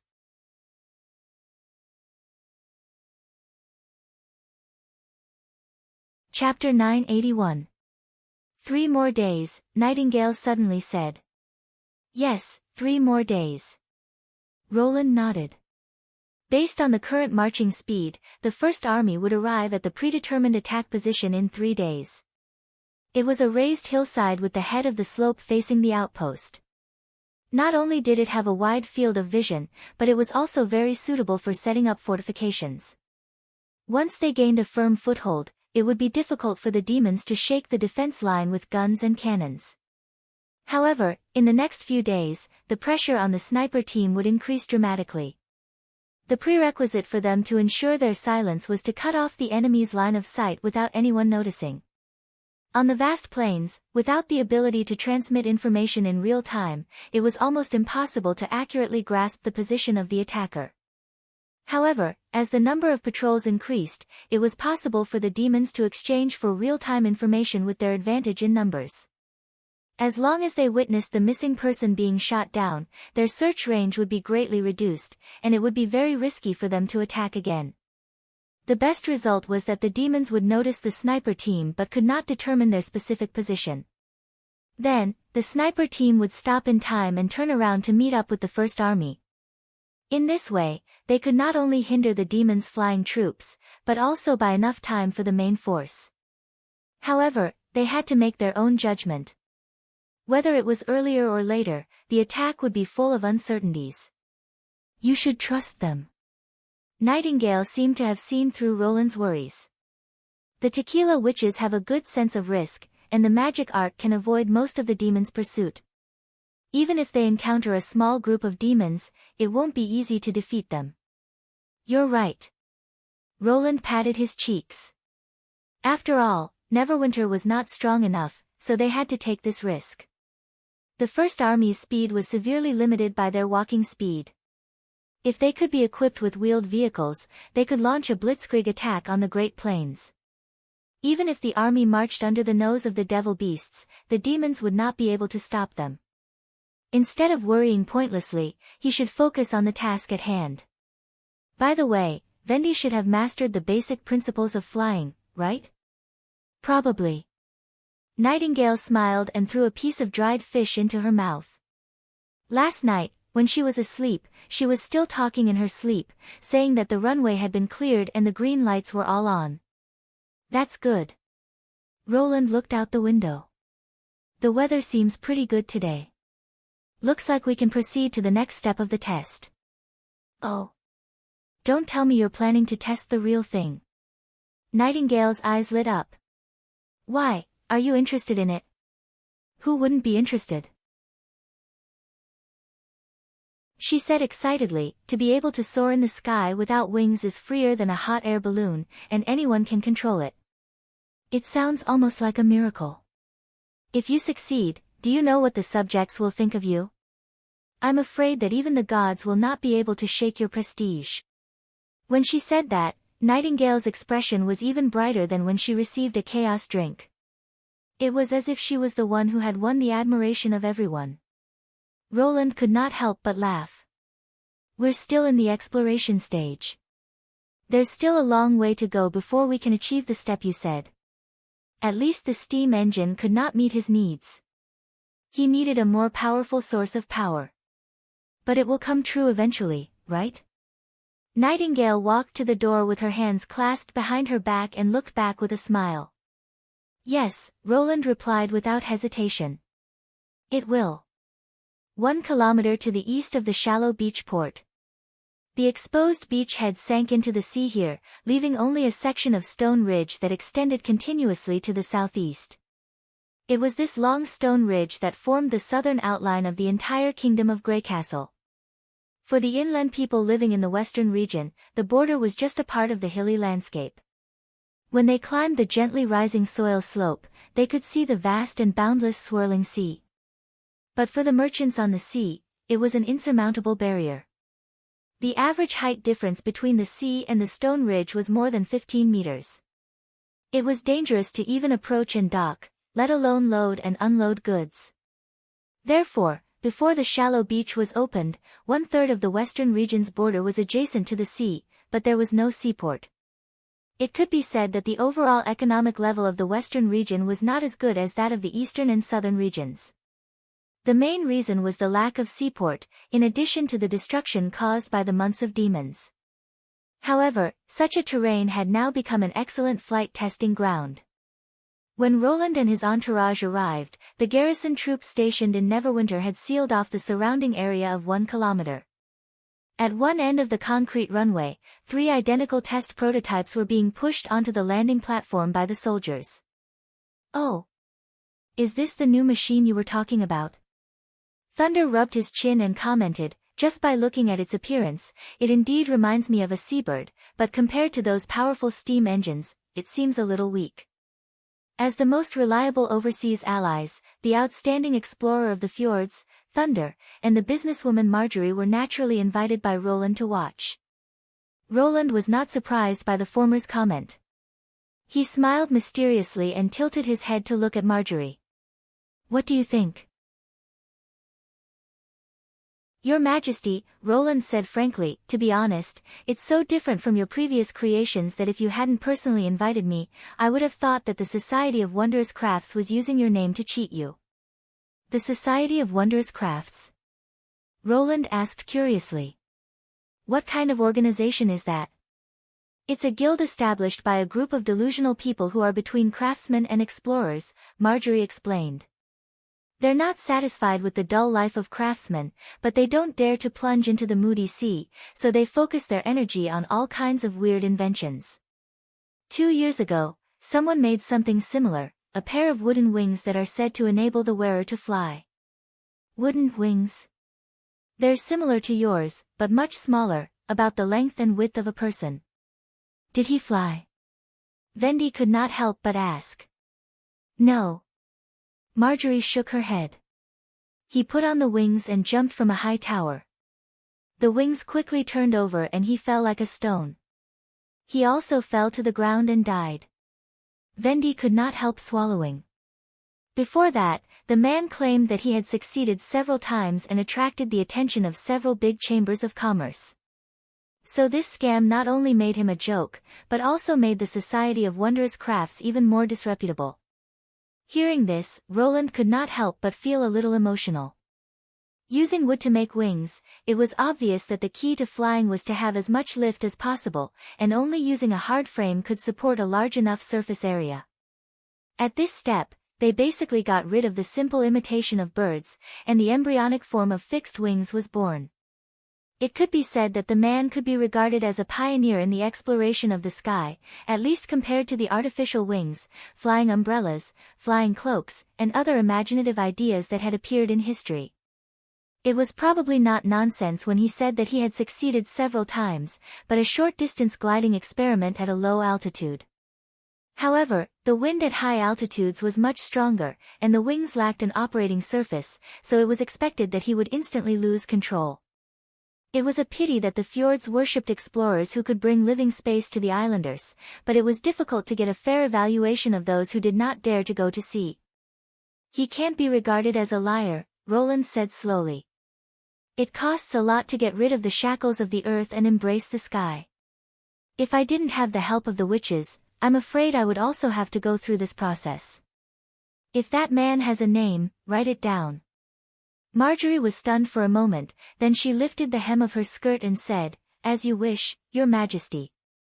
Roland looked at the glider Type 1, which was making the final preparations before the test flight. Compared with the steam train and the steel ship, it was indeed very thin and could not even be called a complete plane. It had no cabin, and its whole body was exposed from head to toe. Except for the long wings, the other parts were not even covered.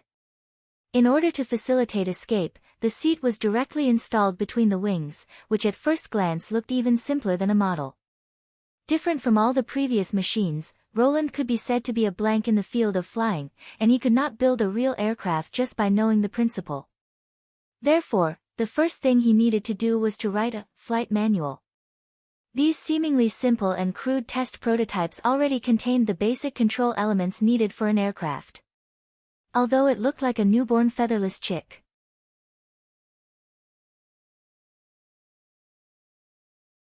Chapter 982. According to Roland's request, the Ministry of Construction built a track leading to the sea on the edge of the stone ridge. The two ends of the track were raised like a crescent moon. When the prototype was lifted into the air, as long as the fastener was released, it would glide under the effect of gravity until it rushed out of the track. The whole acceleration process was like a roller coaster in modern times, but it was far less exciting. Of course, this alone could not guarantee that the wings could get enough lift, so Vendy still needed to create an upper hand. Once the glider jumped out of the stone ridge, it would be more than 15 meters high from the sea, which would provide ample space for adjustment. With the speed of the glider, the pilot and the rescuers would be able to prepare for it, whether it was climbing or falling into the sea. This was also the reason why Roland designed the prototype with 2 seats at the beginning. Now that Lightning and Maggie were fighting in the barbarian land, the responsibility of rescue was naturally handed over to Tilly. The latter readily agreed. "Let's board the plane." Roland estimated that it was almost time, so he turned around and said to the two. Vendy nodded, clenched her fists as if to cheer herself up, and then walked towards the aircraft with Tilly. After boarding the plane, Vendy found that the thing was much bigger than she had imagined. Especially the 2 pairs of flat wings on the top of the head and the feet, which were incomparable to any bird. Even Maggie, who had transformed into a devil beast, was a little short of them. Being blown by the sea breeze, the slender tips of the wings were obviously shaking, which made her feel a little uneasy. She always felt that once she flew, a gust of wind would break her wings. Although Roland had mentioned that this was a normal phenomenon, the strength of the aluminum skeleton was completely capable of handling all kinds of maneuvers at low speed, and the toughness of the skin Soraya had drawn was also far stronger than ordinary leather and cloth, but the 2 wings were somewhat thin. Compared to the surface area, it would not be an exaggeration to say that they were just pieces of paper. "Sir, when you're ready, just let me know." The soldier's words brought Vendy back to reality. "I understand. The first thing to do is, make sure everything is normal." Tilly, who was behind him, comforted him. "Don't be nervous. Even if something goes wrong, I'm here to watch over you." "Thank you." Upon hearing this, Vendy immediately felt relieved. Yes, she was not the only one who had listened to His Majesty's flight theory class. If someone could correct her in time, she would make fewer mistakes. First, the rear elevator is controlled by the main lever. Vendy took a deep breath and pulled an iron rod in front of her seat. A creaking sound came from under her. She knew it was the sound of the wire at the bottom of the rod pulling the tail. Before the prototype was built, she had practiced hundreds of times on the simulator. The elevator is normal. Next is, the rudder, Tilly said. However, the parts on the simulator were much simpler. It consisted of 2 vertical rods, 2 pedals, and several steel cables. Vendy found it hard to believe that these few things could make the glider fly like a bird. After all, it was not much more complicated to operate than a bicycle. If the elevator rod was a rod that could only move forward and backward, then the rudder rod could only move left and right. The cradle had fixed their trajectory, and the bicycle head could at least turn in a circle. The rudder is normal. Finally, the ailerons. According to His Majesty, most planes had 3 sets of wings, 1 in the front and 2 in the back. From the front, the 3 sets formed a symbol of Earth. The vertical one was the rudder, which was similar to the rudder of a ship. If the wind was like water, its deflection could change the direction of the nose of the plane. The first relatively short bar was the elevator, which could also be called the tail. When it was raised, the nose of the plane would be raised, and when it was lowered, the nose would be lowered, just like the rudder of a ship lying down. Both of them were very easy to understand. Vendy could infer their working principles from the chapter of Decomposition and Synthesis of Forces in elementary physics. The last bar represented the ailerons. It was not until she saw them that Vendy understood where the word ailerons came from. They were embedded in the back of the big wings, and their area was less than 1/10 of the size of the big wings. They were connected to the pedals under her feet by the steel cables passing through the skeleton, one on each side. Different from the other two, the ailerons had to be raised and lowered at the same time to be effective. The opposite forces on both sides would cause the plane to deflect or even roll. It was also the most important control part in flight. Vendy had asked His Majesty about this. Since the rudder could cause deflection, why was there a pair of ailerons? His Majesty's explanation was that the 3 rudder surfaces did not work separately. Every movement required them to be completed together. If only the rudder was swung, it would easily cause the plane to move sideways. When making a sharp turn, the elevator had to be lowered to stabilize the altitude. It was precisely because of this that he needed a detailed set of test data to write the flight manual that would serve as a guide. He needed to know what operations needed to be taken to achieve maneuverability under different postures, or the effect of changes in wind direction on the aircraft, as well as the inadequacies during operations. After obtaining these data, it was possible to build a truly reliable aircraft. The ailerons look fine. Tilly patted her on the shoulder. I'll leave the rest to you. Vendy felt her heart beating fast. She glanced at the king in the distance, turned to the soldiers and said, I'm ready. Open the fastener. Yes, Your Majesty. The soldiers immediately got busy. The runway is cleared and the green light is on, Vendy said in her heart. Although she did not understand the meaning of this password, since His Majesty said it could bring luck, she would do as he said. With a slight vibration, the glider Type 1 was pushed onto the track. Then it began to fall. The wheels made a clattering sound against the track, and the whole plane began to shake. She felt that she was rapidly sliding down the slope, and the sea at the end of the track was getting closer and closer to her. His heart instantly jumped to his throat. What should I do next? She thought in a panic. The track was already halfway up, but there was no sign that the glider was going to fly. Give me wind. Tilly shouted. Yes, give me wind. The glider's speed was not enough to support the weight of 2 people. She needed to create a stable and gentle wind to gently lift the huge wings. As soon as this idea came to her mind, her body took action. The magic vortex started to spin, and an invisible airflow appeared out of nowhere and lightly pressed against the underside of the wings. The harsh sound of friction was immediately reduced, and the weight of the glider Type 1 seemed to have disappeared. Before Vendy could understand the meaning of these changes, the glider had already rushed out of the edge of the stone ridge. A brief upward tilt made her feel a clear sense of weight, as if someone had reached out and pressed her down on the seat.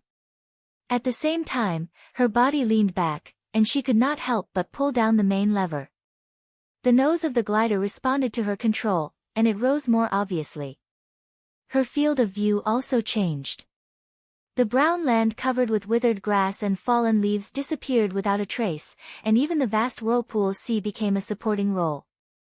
The blue sky filled most of her field of view, and the dazzling light made her squint slightly. For a moment, Wendy felt like a petrel soaring into the sky, flying against the light. This feeling was so free, and she also understood why His Majesty said that airplanes and hot air balloons were two completely different things. However, only a few seconds later, Wendy found that the sound of wind in her ears had subsided. The nose of the glider was raised high, but it did not continue to climb. It was as if time had stopped. She wanted to increase the wind power, but found that the wind blowing on the main wing not only did not change the situation, but also made the whole fuselage tilt over. "You've pulled too much," Tilly exclaimed.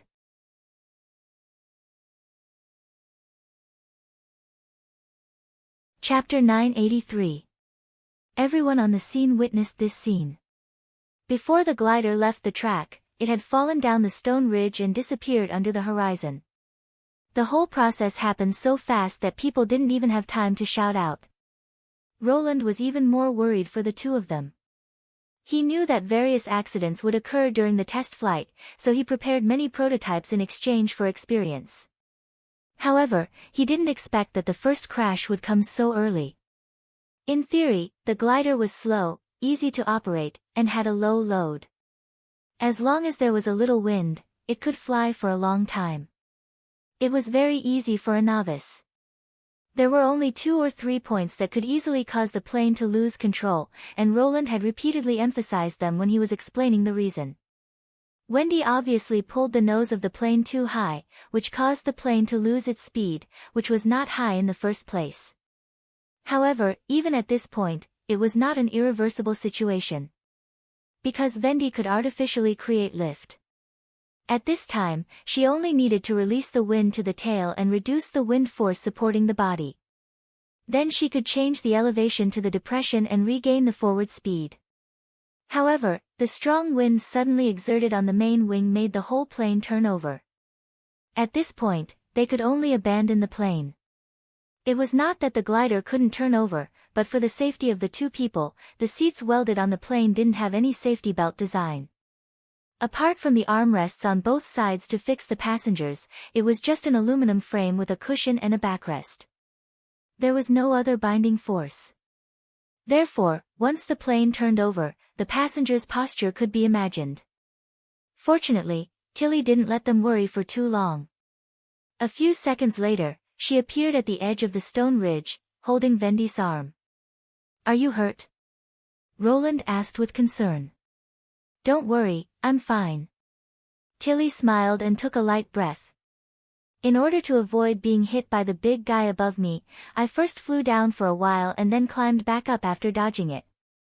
The ability provided by the stone of flight wasn't as demanding as that of lightning. Even if it carried 2 people, there wouldn't be any obvious delay. However, the consumption of mana would be greatly increased, and it would be difficult to control." Although the 5th princess said it casually, Roland knew that if it were not for her outstanding control, this rescue would not have been so simple. "I'm sorry, Your Majesty." Wendy looked a little depressed. "You spent so much effort to make something, but It's not your fault. No one is born knowing how to fly like the back of their hand. It's not our domain." Roland quickly comforted her. Compared to making it, the materials used are the most important. These can be recycled afterwards, so it won't cause much loss. Is that so? I can guarantee that His Majesty is telling the truth." Nightingale suddenly appeared and made a face at her friend. Wendy immediately felt relieved. "I see. I'll try again." Roland didn't know whether to laugh or cry. Was this an alternative use of the lie detection ability? Besides, he always felt that since she became the head of the Witch Union, she had been working too hard. "Don't you want to take a rest first?" "No." "Okay, but remember, safety is the most important." "Leave it to me," Tilly said with a smile. "Brother." However, it turned out that flying was not so easy to master. The second test flight lasted less than 3 minutes. This time, Wendy had made great progress. She successfully made the glider jump from the horizon to a height of nearly 50 meters. However, when turning, the wings of the glider appeared to roll excessively. Although it could be seen that Vendi tried to adjust the wind direction to regain balance, she still failed after several large swings. Tilly decisively pulled her away from the seat, and the glider fell crookedly to the ground. Its two wings were deformed to different degrees. Obviously, it could not continue to fly until it was repaired. Compared to the first flight in human history, which was only 3 meters above the ground, this scene was enough to make all the participants famous in history. However, flying was far from enough. Roland needed to turn it into practical equipment as soon as possible in order to deal with the battle of divine will that was getting closer. According to this efficiency, he would soon achieve the achievement, "What is it like to crash 3 planes in one morning?" What's the problem this time? There was a crosswind. Tilly shrugged and said, "At that time, the speed was also a bit low." Vendi nodded in self-reproach. "I didn't control it well. When I panicked, I lost control of my magic power. If I only paid attention to my hands, I wouldn't have fallen." "I see." Roland's heart skipped a beat. This was a problem that he had neglected before. Witches needed to concentrate to use their magic. When they were in a panicked environment, it was difficult for their magic power to be as stable as usual. Once they could not accurately control their magic power, it would not only be of no help to piloting the plane, but also counterproductive. If he wanted to overcome this, he would have to practice more. "How about, let me have a try?" Tilly suddenly said. "You?" He was slightly surprised. "I've also taken the flight theory class. If I operate it, at least I won't be distracted by controlling the wind direction. In this way, Vendi's burden will also be reduced a lot." And Tilly raised the corner of her mouth, her eyes sparkling with eagerness. "I think I can control this big guy." Seeing that Vendi had no objection, Roland thought for a moment and agreed to her request. At the beginning, the reason why he chose the former for the test flight was that the operator was the most familiar with the changes of the wind and the requirements, so that the glider could always be in a state of continuous flight. But now it seemed that it was not as easy as he had imagined to achieve the effect of combining the wind and the engine. In this case, there was no harm in slightly adjusting the plan. Tilly was his nominal sister and the leader of the sleeping spell, so it was undoubtedly one of his responsibilities to make her happy. Anyway, at present, there was only one prototype for them to play with. It was not a bad thing to throw it as a toy, but before the next test flight, he had to make more spare parts. However, when the third glider left the orbit, Roland found that he had underestimated the opponent's ability. At first, it flew steadily toward the horizon and steadily increased in altitude, but when the plane turned back toward the sun, its rhythm gradually became different.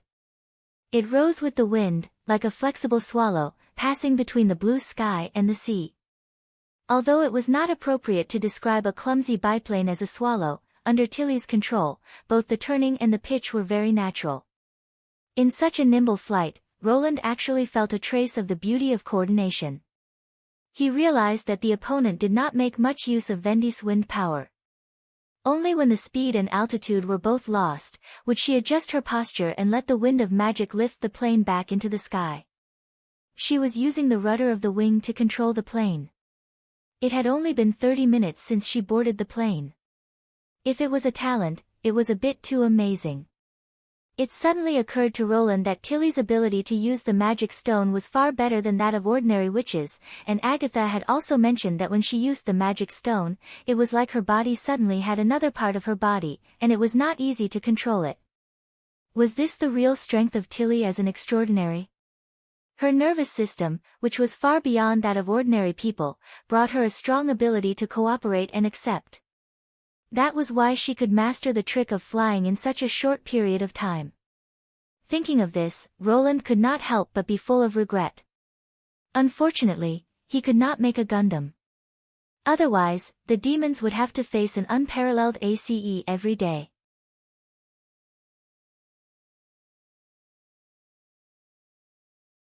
Chapter 984. So, in the end, Miss Tilly wrote the flight manual? Anna put down the book in her hand and said with a chuckle, "Will Vendi feel depressed?"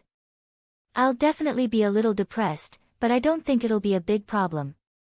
Roland moved his body up a little to make himself more comfortable. Are you so sure? Nightingale just asked me for next month's chaos drinks in advance, and Scroll also applied for 3 ice cream rolls. With the 2 of them accompanying her, maybe she'll recover in one night. I also specially gave her 2 bottles of fruit wine as a form of comfort so that she won't worry about it when she gets drunk. Is this wine called drunk or dreaming? No, it's called vanilla medium wine. What? It's really ordinary. This was the most relaxing moment for Roland. After washing off the dust and fatigue of the day, the 2 of them would lean against the soft black velvet pillows and share the trifles of the day that they had experienced. Usually, Anna would also bring along a travel book or miscellany and read it before going to bed. One of his favorite things to do was to turn sideways and admire her soft and bright profile. Since the railway line in the misty forest started construction, this was one of the few times they could face each other. Almost every 3 days, she would take the train to the northwest to deal with the tracks laid by Leaf, and then take the train back in the evening. Even if she didn't have to weld the tracks, she still had a lot of work to do. For example, some of the key components of weapons. And the replacement and improvement of the new machine tools. Cutting and assembling the skeleton of the glider was also inseparable from her. Although the industrial level of the western region had been greatly developed compared to the time when it was first established, and the basic metal raw materials and production tools had been de-witched, it still could not keep up with the speed of updating Roland's design. Therefore, this leisure was even more precious. But it's not bad for Miss Tilly to write the flight manual. Anna changed the topic back to the test flight. After all, what you ultimately want to make is for everyone to use, so her feelings are closer to those of ordinary people. In addition, in terms of learning ability, her knowledge is no less than mine. She should be more helpful to you than Vendi. Vendi's specialty is indeed not here. Roland nodded. I should have thought of this from the beginning. So, have you thought about the machines for the new plane? Of course, he replied confidently. It's what I'm best at. Moreover, with the dream world as a reference, he could complete the prototype in one go. Once the fractionation tower is completed, we can start production.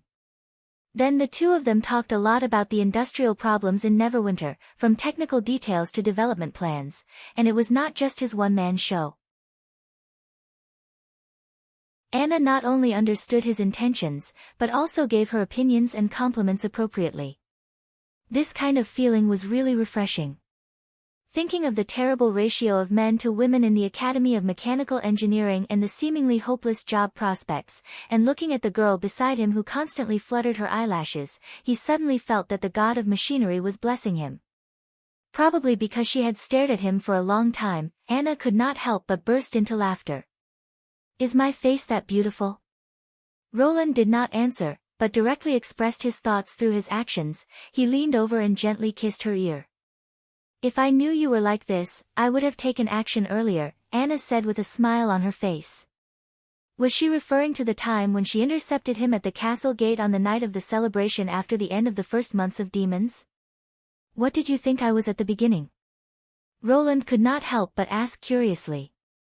No matter how kind you were still a prince, the rumored pinnacle of nobility. After all, you were different from us. Sorry to disappoint you. He pretended to be regretful. I'm just an ordinary person. No, that's for the best. Anna shook her head and replied with a smile, because, I'm also an ordinary person. 2 days later, in the barbarian land. The main force of the First Army finally arrived at the preset artillery position, northbound slope, according to the battle plan. However, what made Iron Axe suspicious was that their journey was too smooth. Not only did they not encounter any attacks, but they also did not encounter any aerial harassment. He had originally planned to advance by stepping on the corpses of the enemies, but in the past 6 days, he did not even see a trace of the demons. The only battle they encountered was with a pack of foraging wolves. Other than that, the whole plain was strangely quiet, as if all the monitors were attracted by the sniper team. If that was the case, it would not be a big deal. However, from the feedback he received from the witches, it was not the case. In fact, the demons only increased the frequency of patrols in the first 2 or 3 days, and then they withdrew most of the devil beasts. The patrols at the outpost had not resumed, so it could be said that the demons had given up monitoring the area. After setting up camp, Iron Axe immediately summoned the leaders of the participating troops and the general staff to the central tent. What do you think of the demons' silence? It's indeed a little strange. Agatha, the representative of the Witch Union, pondered for a moment and said, the only thing that can restrict their movements is the red mist, but Sylvie said that the construction of the outpost hasn't stopped, at least the supply of the red mist hasn't been interrupted. It's easy to understand if it's the nobles, the Light of Dawn said. Either there's a problem in the rear, or they don't want to give up their scouting devil beasts. Then he looked at Agatha and asked, Miss Sylvie, can you see the movements of the Tequila ruins? That place is too far away from them.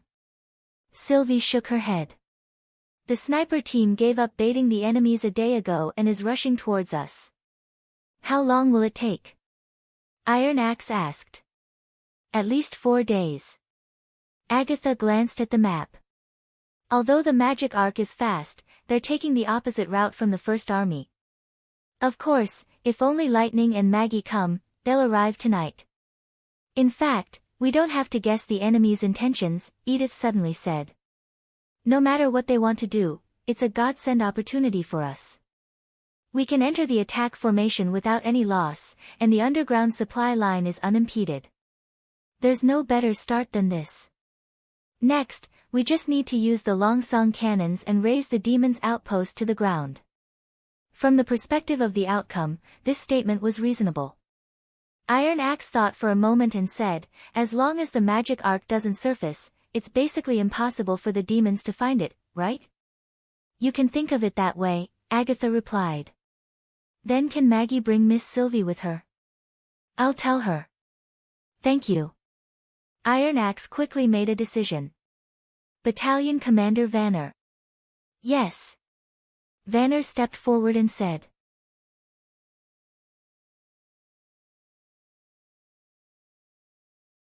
Chapter 985. The Light of Dawn climbed to the top of the slope and gazed at the busy but orderly position in front of him. His heart was full of thoughts. This was not the first time he had been to the battlefield. At the age of 15, he was already an excellent squire of a knight, following the lord to charge and break through the enemy lines. After he became an adult, he even gained the reputation of the first knight of the western region. War should not be a stranger to him. But here, he felt a completely different atmosphere. Before the battle, the nobles would shout, reward, and eat and drink to raise the morale of the troops. Therefore, the freedmen and mercenaries would often be immersed in a chaotic carnival. Except for the absence of wine, the scene was no different from an open-air market. Every time this happened, the knight would always laugh at his subordinates. They were like idiots who could forget themselves with a few slices of bread and cheese, but they did not know that these things could be exchanged for their lives. At that time, Phil and Schilt also thought that only the nobles knew how to fight. Without a leader to spur them on, the freedmen were just a pile of loose sand, no matter how many they had. It was not until the Duke of Ryan was defeated by a group of miners in Border Town that he realized the reality was somewhat different from what he had imagined.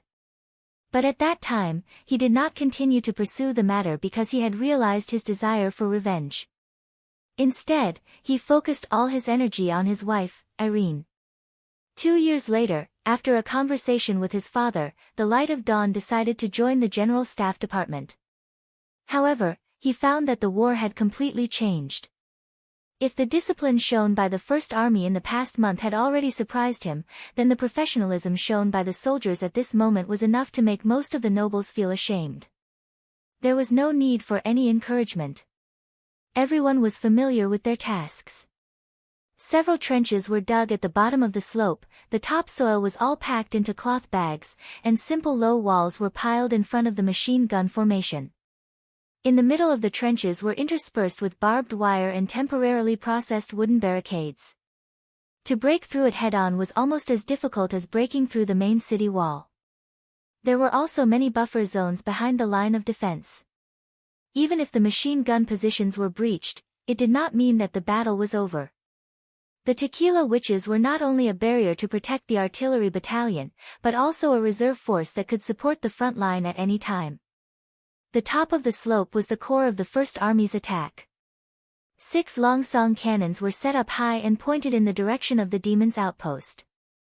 The artillerymen were adjusting the shooting parameters and making final preparations for the upcoming attack. The First Army had transformed this place into a qualified battlefield in just one day without the need for the commander's instructions. Philin had seen the power of the new firearms during the artillery practice, but that was still an external object. The operator of the weapon ultimately had to be the person. Meanwhile, these soldiers made up of free citizens were what made him sigh in admiration. Even the knight group formed by the great nobles would find it difficult to form such a well-disciplined and well-organized team. Although he had already sensed the changes in the people in Neverwinter, it was nothing compared to the impact of the scene in front of him. "Now you know, don't you?" A familiar voice suddenly came from behind the light of dawn. The answer to the previous question. Philin turned around and nodded to Sir Schilt. "Yes, father."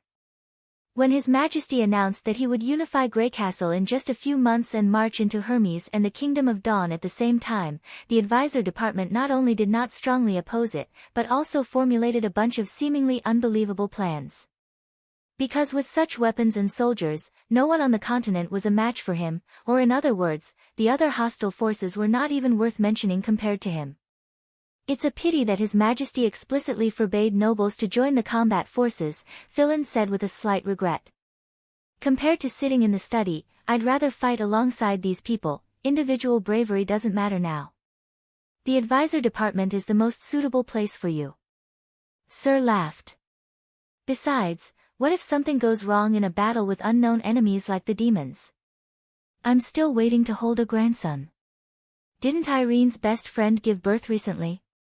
You have to work harder." "Father." Philin could not help but put his hand on his forehead. All right, I won't say it." Schilt stroked his beard. "The sun is almost at the horizon. Let's go back to the tent. The artillery battalion should be firing soon. I can't stand the noise of that thing." "Yes, father." The light of dawn took a last look at the position and then walked down the high ground with his father. It was time for him to go to another battlefield and fulfill his duty. At 5:00 in the evening, the bombardment officially began. 6 cannons opened fire according to the pre-adjusted shooting angles, instantly tearing apart the silence of the fertile plains. After more than 400 years, human beings once again set foot on this land and launched an attack on the demons. First, there were 2 rounds of test firing to correct the errors on paper. When Sylvie gave feedback on the hits, the sound of the cannons became uniform. The improved 152mm Longsong cannons were a little closer to their predecessors in history. In order to improve the shooting range, the chamber was expanded, and the shells were loaded in sections. The firing rate was half a beat slower than the original cannons. However, driven by the higher chamber pressure, these cannons were now able to pose a fatal threat to fixed targets 10 kilometers away. The increased range also brought about an increase in weight and greater logistical pressure. In the end, the solution was to disassemble 4 of the cannons and transport them by the tequila worm carriers. No one could see the roars and flames when the warheads hit the ground. This was a brand new war mode. If the soldiers had not been through multiple artillery battles, they would have found it hard to believe that they could destroy the enemy's strongholds and cities with just a few repetitive movements without facing the enemy in a pressure-free environment. There were 2 main reasons for launching the attack at sunset. First, the observation of the eye of magic did not rely on sunlight, and it could also guide the artillerymen to correct the shooting point at night. Second, the devil beasts could not move at night, so the demons could only passively take a beating for the whole night. The Longsong cannons would fire every 2 minutes. Apart from the vague thunders coming from the skyline, the battlefield shrouded in darkness did not seem to have changed much. However, in Sylvie's eyes, the land 10 kilometers away was completely different. The air waves set off by the explosions overturned the ground within the area of attack. More than a dozen Blackstone towers had been blown to pieces. In particular, when the shells penetrated the mist storage towers, the deflagration caused by the shells could instantly turn the black stones into erupting volcanoes. However, she did not find any trace of the demons. Until the next morning, when everyone thought that the enemy had abandoned the outpost, an unforeseen event occurred. A large group of demons suddenly appeared in the north of the First Army's position, 8 kilometers away from the northbound slope.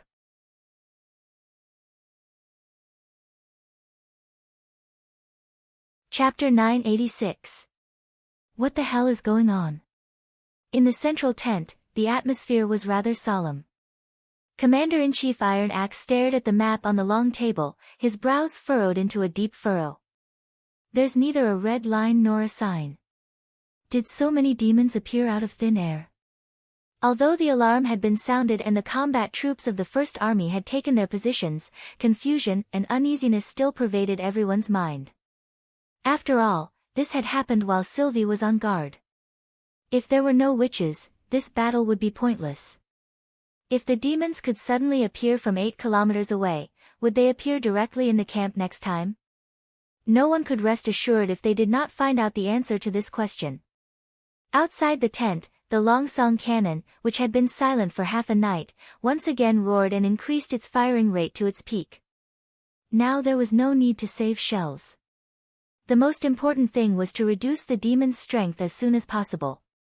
Even if they appeared out of thin air, it's impossible, Agatha said firmly. The red mist is a necessity for the demons to survive. This hasn't changed. Otherwise, they would have already swept the world. Now the number of demons is close to 10,000. Without the red line, the demons can kill them if they run over, let alone fight. According to the previous intelligence, the scale of this outpost can support the activities of more than 1,000 demons at most. Iron Axe pondered for a moment. According to you, there's another supply point nearby, but the Eye of Magic hasn't discovered its existence? I can only think so. No, there's another possibility, Edith interrupted. Since we can make the supply line disappear from the surface, the demons may also think of this. Dig a tunnel from the ruins of Tequila? Agatha shook her head. Not to mention whether they have a worm carrier or not, it's not a small project to build a tunnel for more than 10,000 demons. This doesn't match the time when they first appeared in Tequila. Moreover, with such a big movement, Sylvie must have sensed something unusual. I don't mean from your hometown. Edith leaned forward and pointed at the target marked as an X on the map. What if they just started from the outpost? What do you mean? Iron Axe asked in a low voice. Don't you think, the location where the demons appeared is a little strange? Think about it. If we were a regular army, whether it was the human nobles or the witches' army, what would the situation be like now? Following the Pearl of the Northern Region's question, everyone shifted their attention to the map. Those who were able to enter the central tent were either officers of the General Staff, military commanders, or representatives of the Allied forces. None of them were slow. Soon, everyone thought of a possibility. Gasps could be heard in the tent. But this commotion was soon covered by the rumbling cannon fire outside the tent. As the earth trembled, everyone in the meeting saw the surprise in each other's eyes. The light of dawn broke the silence after the bombardment subsided. You mean, the outpost is a bait set by the demons? According to the deduction of a conventional army, if they wanted to destroy this outpost, they would have to get close to it and launch a siege. This also meant that they had handed over their escape route to the demons. If the demons appeared at this time, they would form a natural pincer with the Tequila ruins. Under such a pincer attack, the First Army could easily imagine what would happen to them. The 2-kilometer battlefield was just big enough to accommodate both sides. From the map, it looked like a huge pocket. Why are they so sure that we will come? Iron Axe asked. Edith did not answer. Instead, she looked at the ancient witch representative, Zoe. Compared to most people, Zoe's expression did not change much. Her face was always cold. If it's the Union, they will definitely take action. Allowing the demons to build their outposts is tantamount to ignoring the expansion of the bloodline, which is suicidal for the witches. The fall of a city always starts from the inability to stop the enemy's expansion. She paused. But, they have never done so. Times have changed. The Pearl of the Northern Region spread out her hands. In this way, it can explain a lot of problems. The demons did not think that the common people could wipe out the Devil Beast team that went to threaten them. Therefore, Neverwinter must be a city of witches. Therefore, they set up this trap. If they were lucky, they could even catch all the combat witches who went out of the city. In order to let us enter the ambush circle, the demons not only gave up on attacking us halfway, but also took the initiative to shrink their detection range. They were waiting for the moment when the pocket closed. What do you think of this hypothesis? Even if it's true, how did the demons avoid Miss Sylvie's detection? Sir Schilt expressed his puzzlement. You may not know this, but her ability is not omniscient and omnipotent. Edith replied. If I remember correctly, there is a considerable gap between her vision and the range of her X-ray vision. Coupled with the existence of the devil beasts, she can only observe from a limited distance. Under such circumstances, I'm afraid that the Eye of Magic has overlooked a large area. Hearing this, everyone had vaguely guessed the answer. Of course, I'm not blaming Miss Sylvie. Edith sighed softly. It's just that we rely on her too much. Magic power was always a problem that witches could not ignore. In order to grasp the enemy's movements as much as possible, Sylvie had to be vigilant at all times and carefully use every bit of magic power. Moreover, it consumed a lot of magic power to see through the stratum, even more so from a bird's eye view of the sky. Therefore, it was obviously impossible to dig 3 feet into the entire fertile plains. According to the principle that the demons could only lurk in the area of the red mist, she should have only scanned the stratum around the outpost. Also, limited by the range of vision, the depth of the stratum should not be too deep. Agatha frowned. We can verify this now. She then activated the sigil of listening. Sylvie, can you see the situation below the ground of the army of demons? Underground? Sylvie, who was guiding the bombardment, was slightly stunned. I can try, but the magic power. It's okay. I got it. The voice on the other end of the sigil was silent for a few seconds. Then everyone heard her exclamation. Strange, the vision of the magic eye is blocked. I can't see anything. There's only darkness below. Everyone could not help but fall silent. This result was equivalent to confirming Edith's speculation. It was obviously not a good feeling to be tricked by the enemy. For a moment, only the roar of the cannons could be heard in the tent. Clap, clap, clap. At this moment, Iron Axe suddenly clapped his hands. My lord. The light of dawn said aloud. I see. In this case, I can rest assured. He slowly grinned. In the end, who will be the prey will be decided by this tough battle. You're right, Chief Commander, Edith said with a smile. Although they guessed the wrong opponent, the result coincided. I can only say that both sides have good luck. In other words, our luck is better. Isn't facing the enemy head-on on the preset battlefield the battle we wanted? The bombardment in the evening prevented them from taking action immediately. Now, not only have the demons lost their bait, but they also have to face a well-prepared interceptor. No matter how you look at it, it's a good start. The Pearl of the Northern Region paused for a moment. In fact, as I said at the beginning, we don't have to care about the enemy's intentions. No matter what they want to do, we just have to kill all who dare to show themselves. This is what the First Army is good at, isn't it? At the same time, the ear-piercing alarm sounded in the camp again, but this time it was much more urgent. Air raid warning. Everyone knew that they were coming.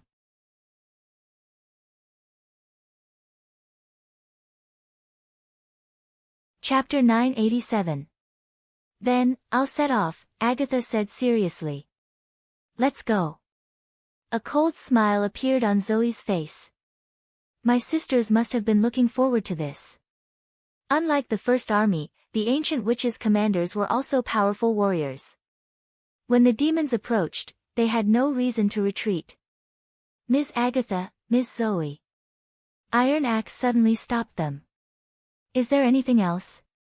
Although it's not my place to say this, I think His Majesty must think so, Iron Axe said solemnly. Please protect yourselves. Your survival will be the biggest blow to the demons. Ha, I won't die so easily before I take back Tequila. Zoe looked back at him and said, Thank you for your kind words, mortal. Don't worry. I know what to do. Agatha smiled and followed him out of the tent. The dark shadows in the sky were very obvious. Compared with the last defense battle in Neverwinter, the demons not only outnumbered them several times, but also flew much faster. In a short while, they approached the front of the battlefield. The anti-aircraft machine gun squad in the front row opened fire one after another, and the dense gunfire soon became a continuous sound, but the effect was not obvious. Only 4 or 5 of the more than 60 devil beasts were shot down, and the rest of the demons continued to climb higher. Disgusting big moths, Zoe said angrily. If they dare to land on the ground, I can tear them apart with my bare hands. In the era of the Union, the most effective way to deal with such monsters was to use combat witches who could fly and extraordinaries who wore stones of flight. This was also one of the reasons why the ancient witches looked down on the mortal army. Without them, a few devil beasts could chase an army away. Why don't they throw their spears? Agatha could not help but frown as she looked at the demons that had flown above the battlefield. But the next moment, the demons' intention was revealed. They lowered their mounts' heads and swooped toward the rear of the defensive line, where the artillery battalion was located. The two looked at each other and ran toward the artillery without hesitation. Fishball was in charge of the center of the formation. Ever since he repelled the demons, he had been promoted to the position of squad leader due to his outstanding performance. Although it was not Fishball's first encounter with these monsters, he could not help but feel terrified when he saw the horde of devil beasts pouncing on him. Squad leader, are we still not going to fire? Stuttered a teammate who was holding a belt of bullets.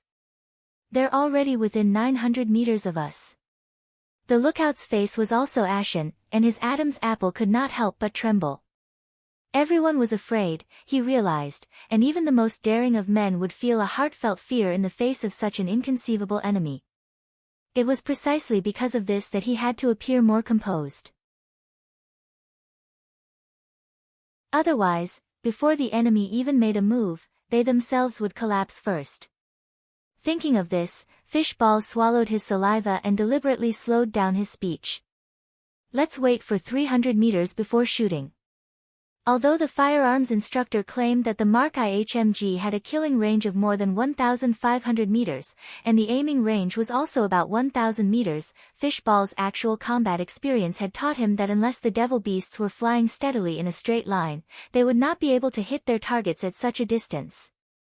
The most effective way to shoot was to disregard the complicated aiming device at the top of the gun and directly use the concentric rings to trap the enemy. Then, he would use his intuition to estimate the distance ahead. If he failed to kill the enemy after emptying a box of bullets, it would undoubtedly have a negative impact on the squad's morale. Fishball preferred to shoot when he was confident. However, this distance also meant that the enemy could counterattack at any time. He could only hope that the new baffle in front of the machine gun was sturdy enough. They're coming down, screamed the lookout. Now! Fishball pulled the trigger. He could almost see the bullets lining up and flying into the air, tearing apart the huge thing that was charging at it. The devil beast at the front instantly turned into a cloud of red and blue blood mist. At least a dozen bullets from different directions had penetrated its body. The mad demon sitting behind it did not fare any better. Its skull was blown open, and its lower limbs were cut in half. When it fell to the ground, it had almost lost its human form. The death of the enemy elicited cheers from the squad, and it also injected a warm feeling of courage into Fishball's heart. He aimed the muzzle at another devil beast, and a few seconds later, it followed in the footsteps of the first devil beast. Just as Fishball was about to continue, the surroundings suddenly darkened. It was as if a gray curtain had appeared above his head. Even the sunlight was blocked, and he could only see the flickering spots of light through the gaps. When he saw the true face of the curtain, he felt his heart constrict. It's spear throwing. He used all the strength in his body and roared, "Be careful to dodge." However, there was no way to dodge such a dense spear attack. The only thing they could do was to hide their heads and bodies under the cover of their shields. As for their exposed limbs, they could only resign themselves to fate. Fishball hugged his teammate tightly, ready to be pierced through by the bone spears. However, the expected crashing sound did not come. He only felt a gust of wind sweep over his head, and the sky became bright again. P-Monitor. Look behind us. Someone cried out in alarm. Fishball turned around, and his chest began to beat violently. He saw that the cannons were in a mess. The spear throwing had stirred up dust everywhere, and some people were lying on the ground. He did not know if they were dead or alive. He could even hear the wounded moaning and crying for help in the thick dust. The 6 Longsong cannons had also stopped firing for a while. Gulp. Everyone could not help but swallow. What are you waiting for? Fishball gritted his teeth and shouted. Go back to your positions and continue shooting. There were specialists in charge of both rescue and backup. What he needed to do now was to shoot down as many devil beasts as possible before the enemy launched the second wave of spears. Fishball's rebuke woke the soldiers up, and the 2 anti-aircraft machine guns roared again. Apparently, the demons also realized that the inefficient bone spear attack could not completely destroy the enemy's will to fight. Therefore, the devil beasts were divided into 2 groups. One group flew up and waited for the next attack, while the other group landed directly on the ground, intending to use their superior strength to defeat the enemy head-on. A mad demon had just jumped off a devil beast when it encountered a black-haired man. To it, a male human was not worth its time. It drew an iron axe from its waist and swung it at the man.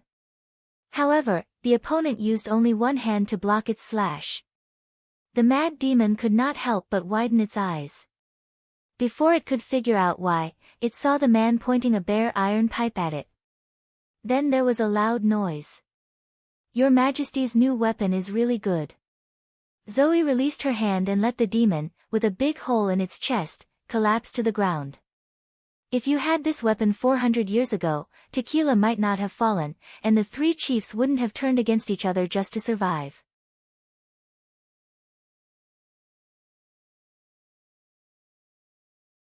Chapter 988.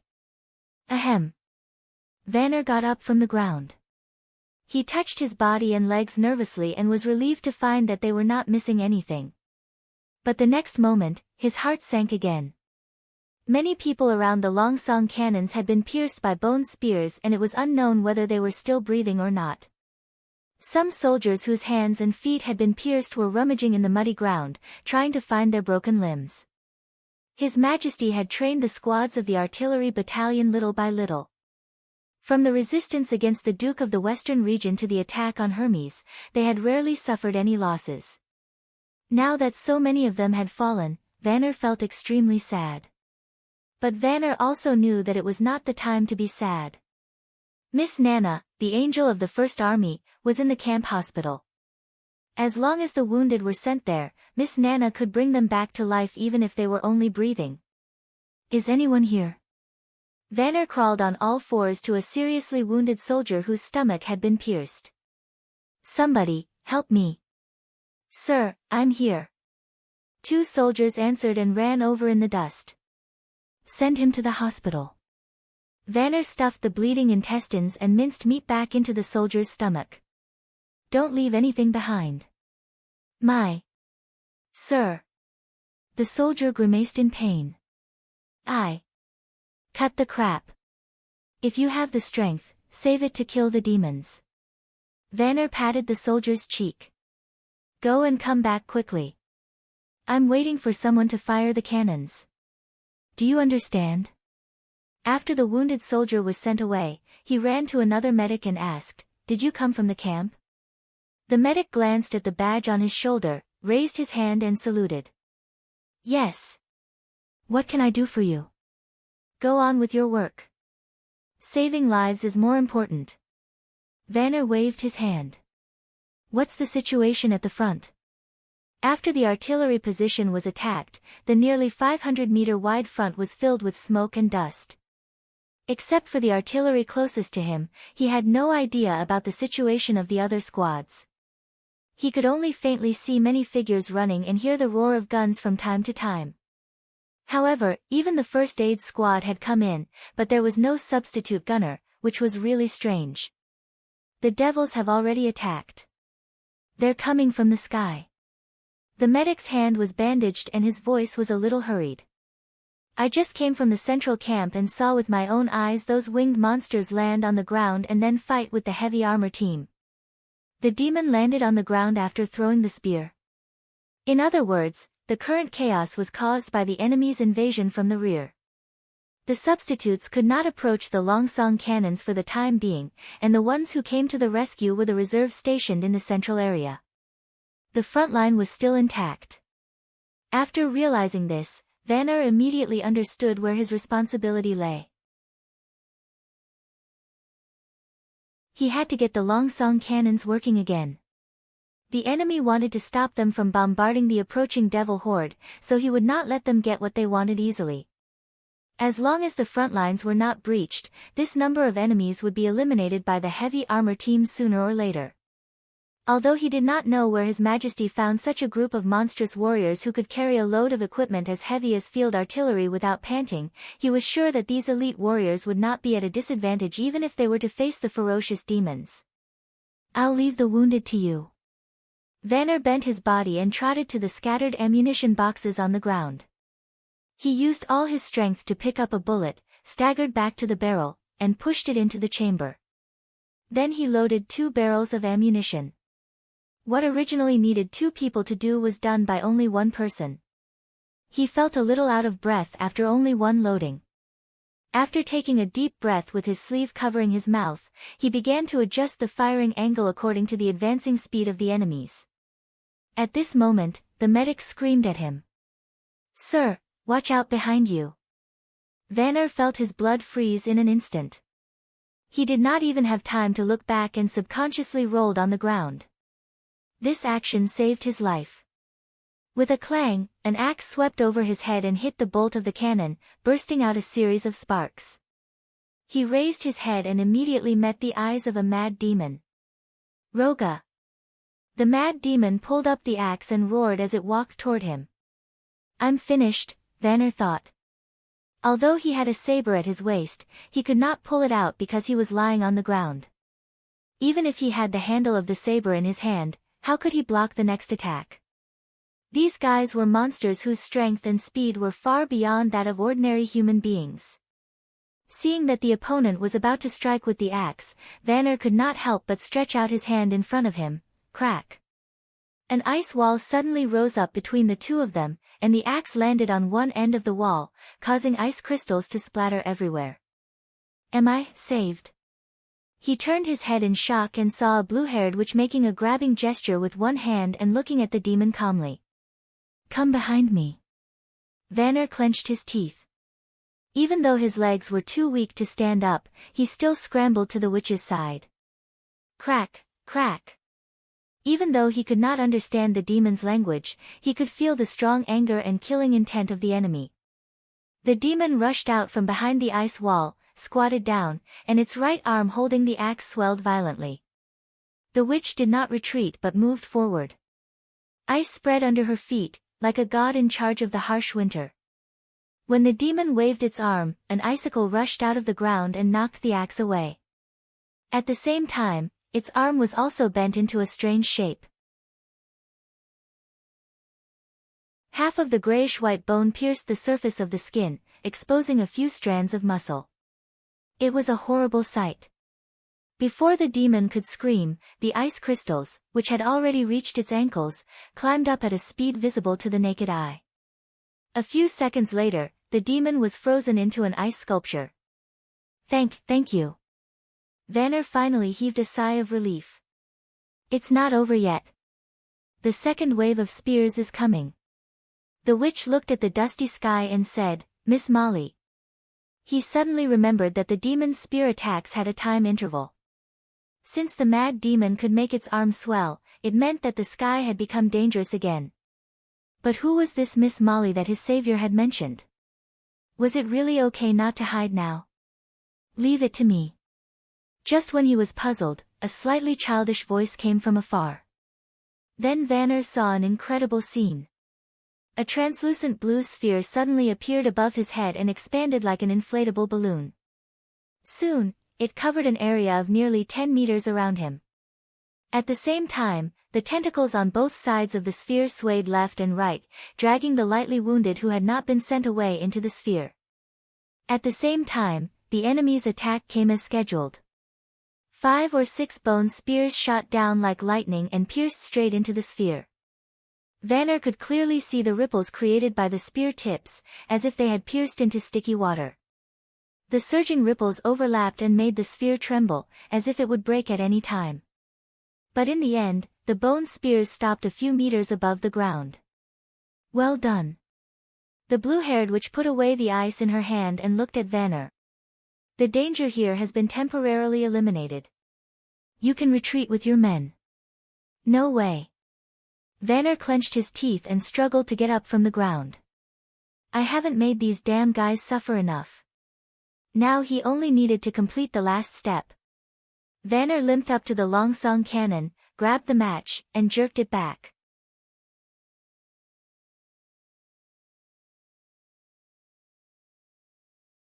Chapter 989. As the mad demons and devil beasts that landed on the ground were killed one by one, the chaotic situation was gradually brought under control. Agatha walked around the artillery position and saw broken corpses of giant beasts everywhere. She had to admit that the gods' punishment witches were unparalleled in close combat, especially after they were equipped with the new firearms specially made by His Majesty. Without their support, the Witch Union would have had to deal with more than 30 devil beasts alone, let alone defend against the mad demon's pincer attack. However, they seemed to prefer the ancient way of revenge rather than using large-caliber shotguns to blast their enemies to pieces. Agatha had seen more than one ancient which put away her firearms after her enemies had lost the ability to fight back. Instead, she used knives, swords, or even fists to deal the final blow, as if bathing in the flesh and blood of the demons could comfort them. It seemed that 400 years of waiting had indeed changed a lot of things. The demons probably could not understand why a group of male humans could defeat them, and why they were superior in both strength and speed. This unknown would undoubtedly bring fear. Hence, when the last 2 mad demons appeared, they practically gave up on fighting back, and in the end, they were controlled by Breeze, who seized the opportunity to attack them. He even threw a spear at one of his kind who tried to help him. Now that the backup artillery had entered the position, and the 4 cannons that had been overturned by the devil beasts in the melee had been set up again, they would soon join in the attack. As for the Longsong cannon that had recovered the fastest and was still firing, every shot it fired became an inspiring bugle call. How many enemies are left? Agatha asked Zoe after they regrouped. 16, if they don't have new reinforcements. Zoe looked at the sky. We've lost nearly 70% of the flying devil beasts. No matter what their purpose is, they've already failed. They still haven't retreated, so they must be preparing for the final attack. The final attack? Agatha could not help but frown. In order to avoid the machine gun fire, the remaining demons had all flown higher, even beyond the range of the spears. If they wanted to approach the artillery position again, it would undoubtedly be much more risky. More importantly, everyone was fully prepared. Even if they had to face a wave of spears, they would be able to minimize their losses. Since failure was a foregone conclusion, no matter how one looked at it, retreating was the most logical choice. You used to be a member of the Quest Society and rarely participated in battles, so you may not know much about their habits, Zoe explained calmly. Adult devil beasts that can fly freely are precious even to the demons. There must be a superior commander among the mad demons since so many of them were dispatched at once. To these devils, their mission is always their top priority.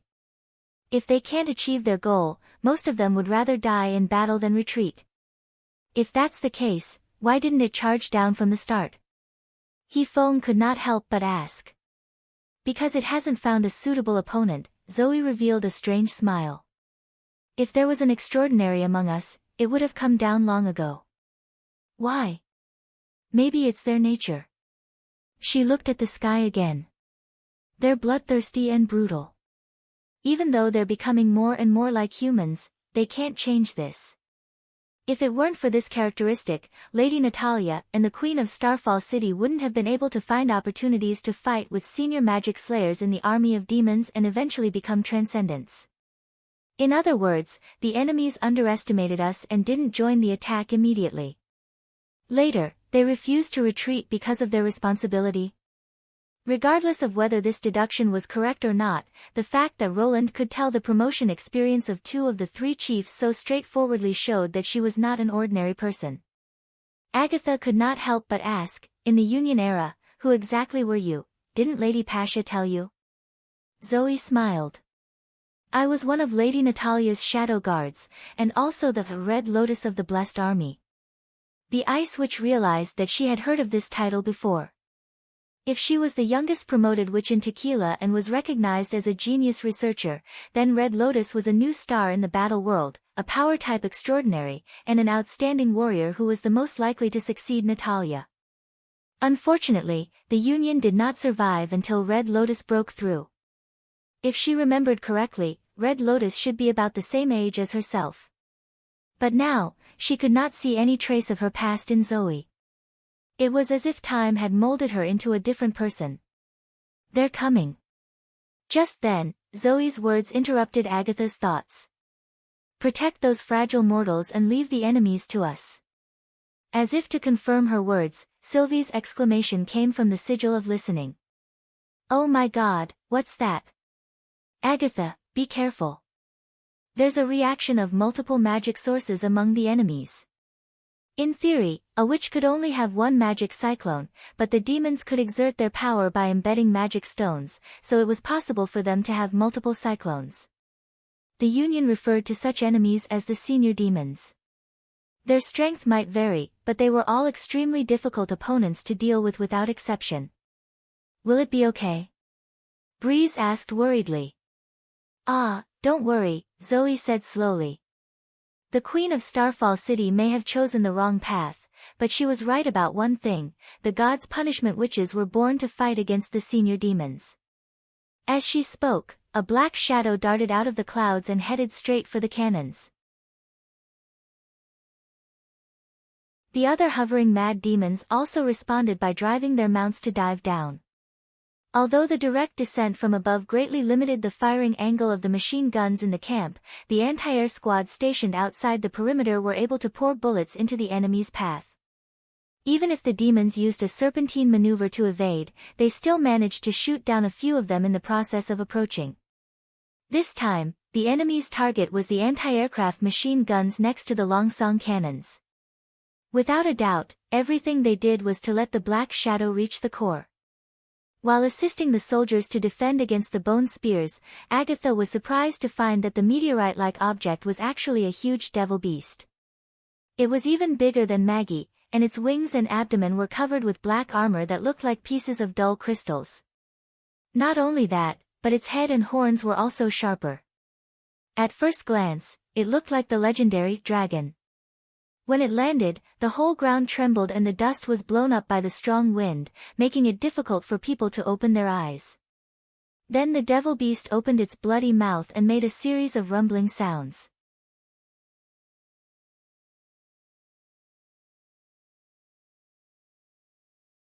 Chapter 990.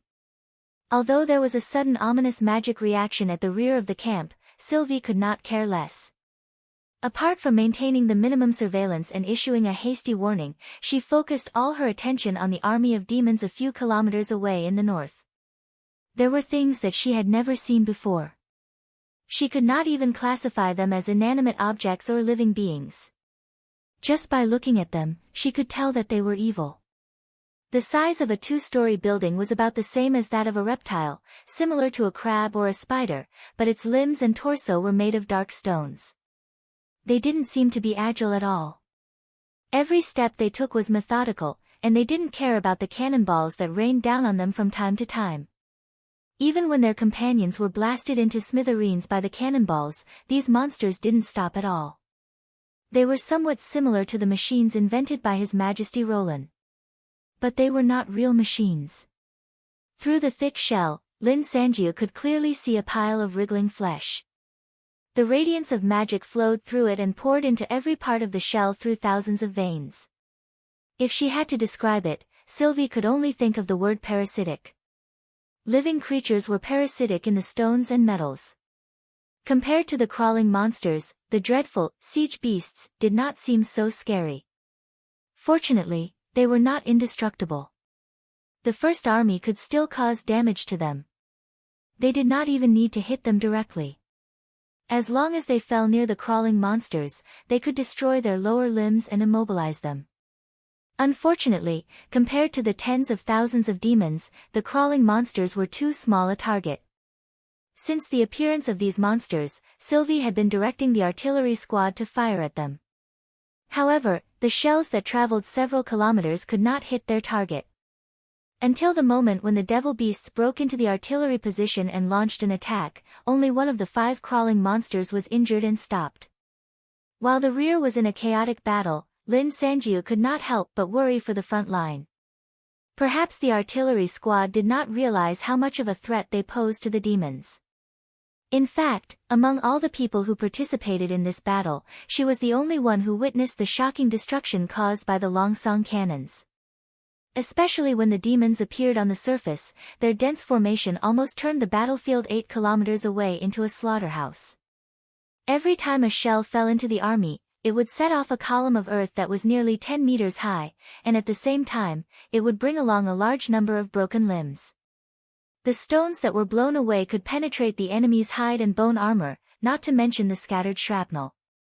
The burly bodies of the mad demons became the best targets for the flying arrows. Usually, after one bombardment, dozens of demons would collapse around the crater, their magic blood seeping into the ground like a blooming blue flower. Only 3 rounds of firing were enough to shake the enemy formation, and this was even when the shells occasionally missed their target. Although the demons had dispersed their formation, the Grim Reapers still put them under great pressure, which could be seen from their running speed. If not for the interference of the devil beasts, the enemy would have been completely defeated. Although the artillery squad had recovered some of the cannons, their accuracy and firing rate were not as good as before. The demons took the opportunity to advance quickly.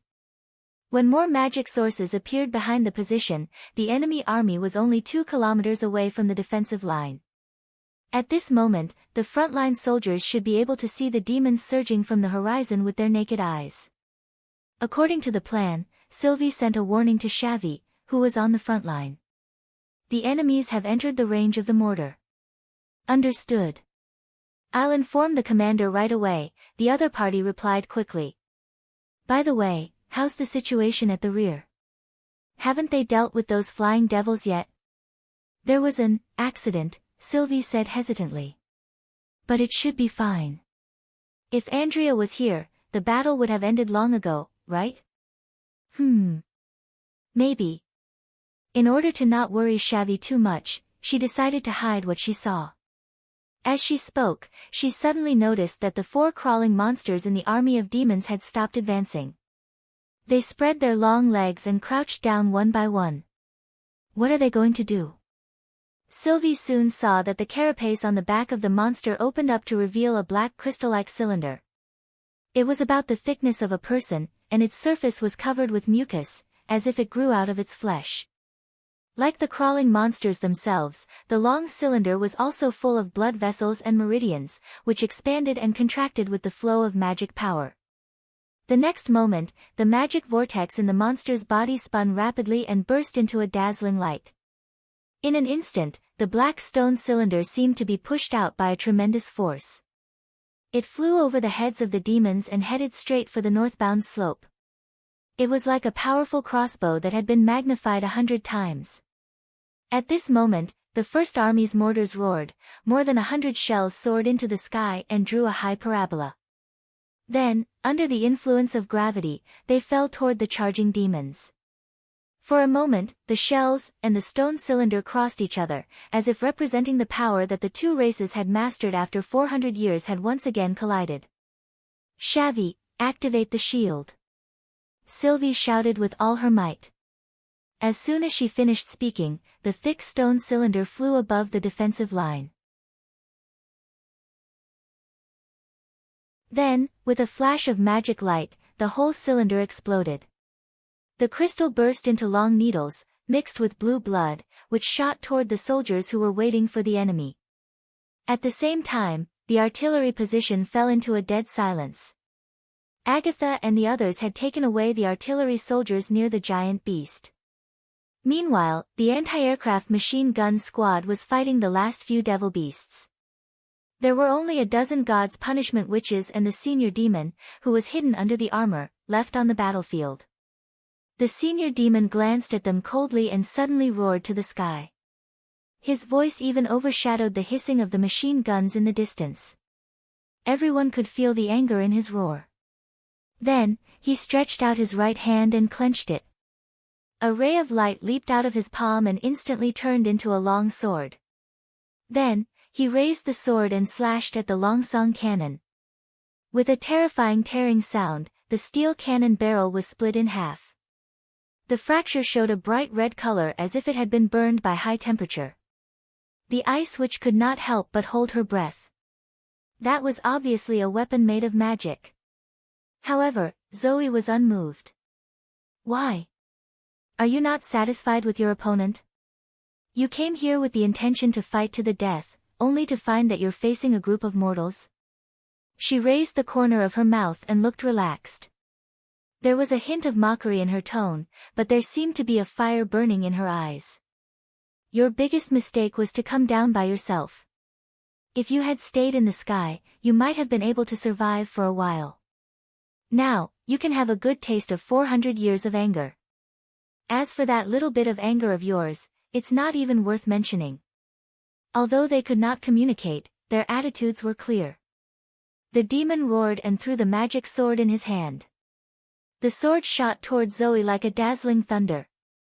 The two God's punishment witches next to Zoe stood close to her and simultaneously launched the field of God's punishment. A strange force suddenly distorted the space around the witches. Thunder seemed to have hit the void. The dazzling light was swallowed by the bottomless darkness and disappeared in an instant. The senior demon could not help but be stunned. The other God's punishment witches raised the large-caliber shotguns in their hands. In the blink of an eye, a storm of gunshots swept through the entire artillery position. The demon burst out a blue light shield, but it quickly dimmed in less than a breath's time. Even the black armor on its body was unable to withstand this round of bombardment.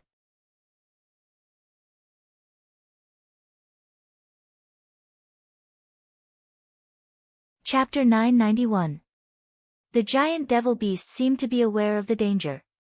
Seeing that its master had fallen, it flapped its wings and tried to escape, but it did not expect that the situation was different from when it came. Less than 10% of its companions were still alive, and it did not have the power to fall from the sky. Its huge body slowed down the speed of its ascent. If the devil beast stayed on the ground, the machine gun squad would not dare to open fire for fear of accidentally injuring others. But after it rose into the air, this concern was completely gone. For a moment, more than half of the anti-aircraft machine guns in the camp were aimed at the giant monster. The dense barrage of bullets from all directions swallowed the devil beast whole.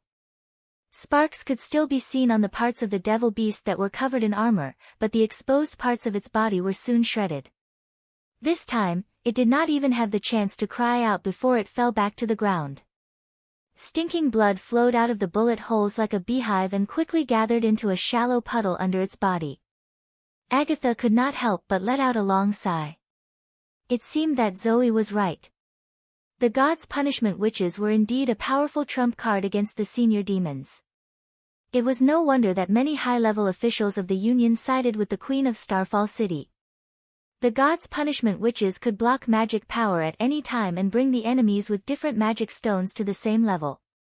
They were not weaker than the extraordinaries. This not only fundamentally solved the problem of the unstable power of the witches, but also gave them an unprecedented advantage over the enemies in terms of numbers.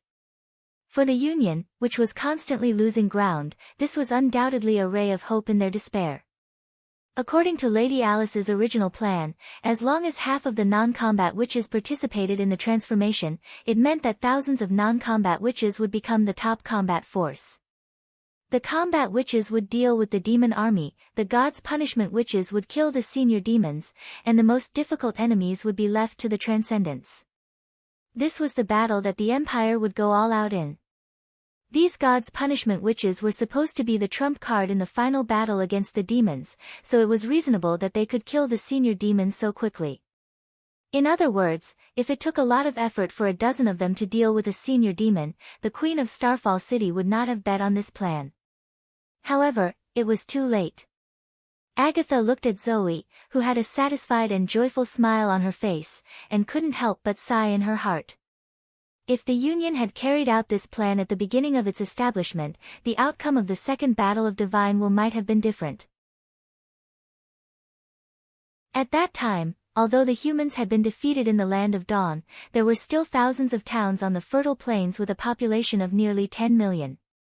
On this basis, the Union could build a powerful army that was not inferior to the demons. After the defeat of the Battle of Divine Will, the Queen of Starfall City was left with less than 1 million barbarians and a small piece of land. When she made this decision, she was probably just trying her best. "Aren't you going to kill it?" Agatha walked to Zoe's side. The fatally wounded senior demon was still alive. These terrifying enemies were even more tenacious than transcendents in terms of vitality. Even without the observation of the stone of measuring, Agatha knew that the remaining magic power of the senior demon was crazily flowing through its body, trying to repair its broken body. Of course, this did not mean that the senior demon could survive after being seriously wounded. There was a limit to its self-healing ability.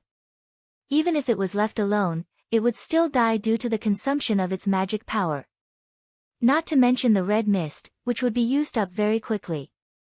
Perhaps Zoe was more willing to enjoy the senior demon's pain than to kill it. "I want to keep it alive first."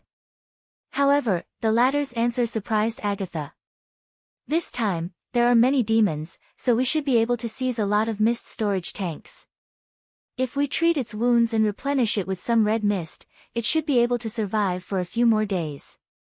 "What do you want to do?" The Ice Witch frowned. "Don't worry. Although I personally want to torture it for eternity, that's only if it doesn't affect the overall situation." Zoe said seriously, "If I remember correctly, there's a witch in another team who can connect with the mind." "You want her to connect with the senior demon?" Agatha asked in surprise. Zoe nodded. "I know it's risky, but if it works, we'll have a chance to face the senior demon directly. As a superior commander, its brain is worth the risk."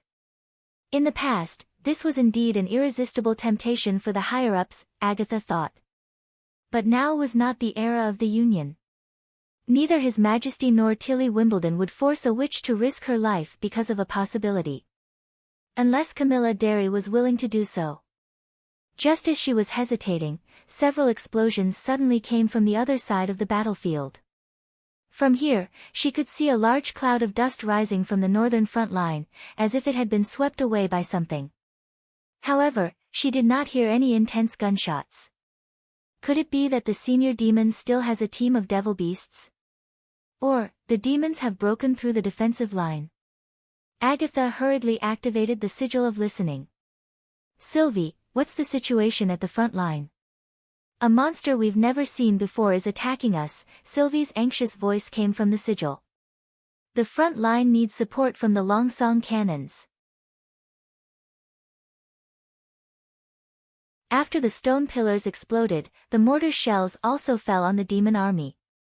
For the mad demons, who were covered in animal bones and leather, there was not much difference between a 152mm howitzer and a mortar.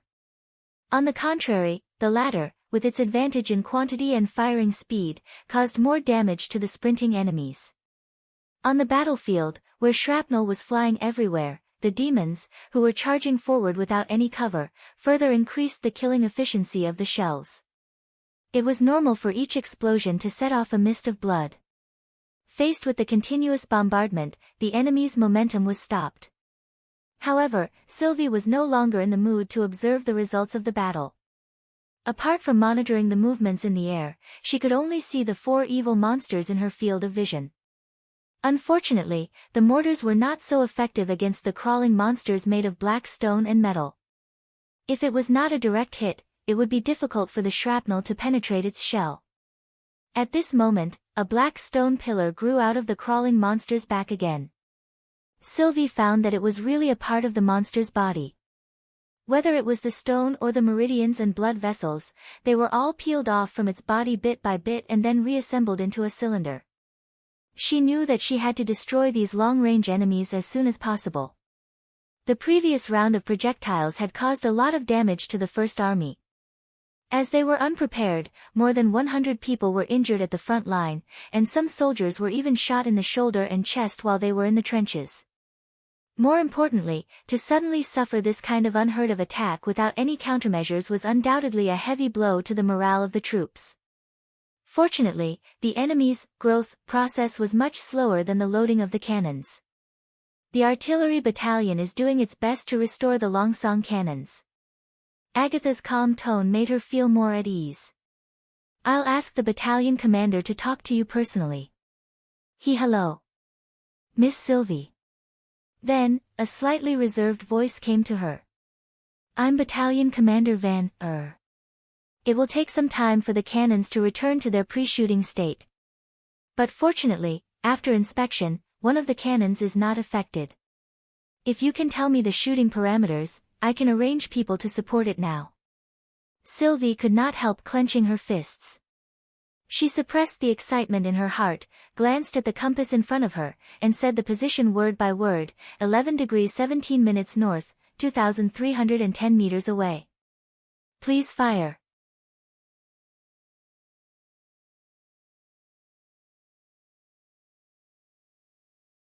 Chapter 992. The number 6 Longsong cannon was one of the cannons that Vanner had patrolled before the attack. As it was located at the edge of the encampment, it had not suffered any other attacks except for 2 waves of spears. Compared to the cannons that had been knocked over by the devil beasts, the number 6 Longsong cannon only needed to be replenished before it could resume operation. In less than a minute after receiving the parameters, the Longsong cannon fired a furious flame at the target. The 2-kilometer distance caused the trajectory of the shell to be extremely low. Both the human soldiers and the demons on the battlefield could hear the special whistling sound of the bullet whizzing past them.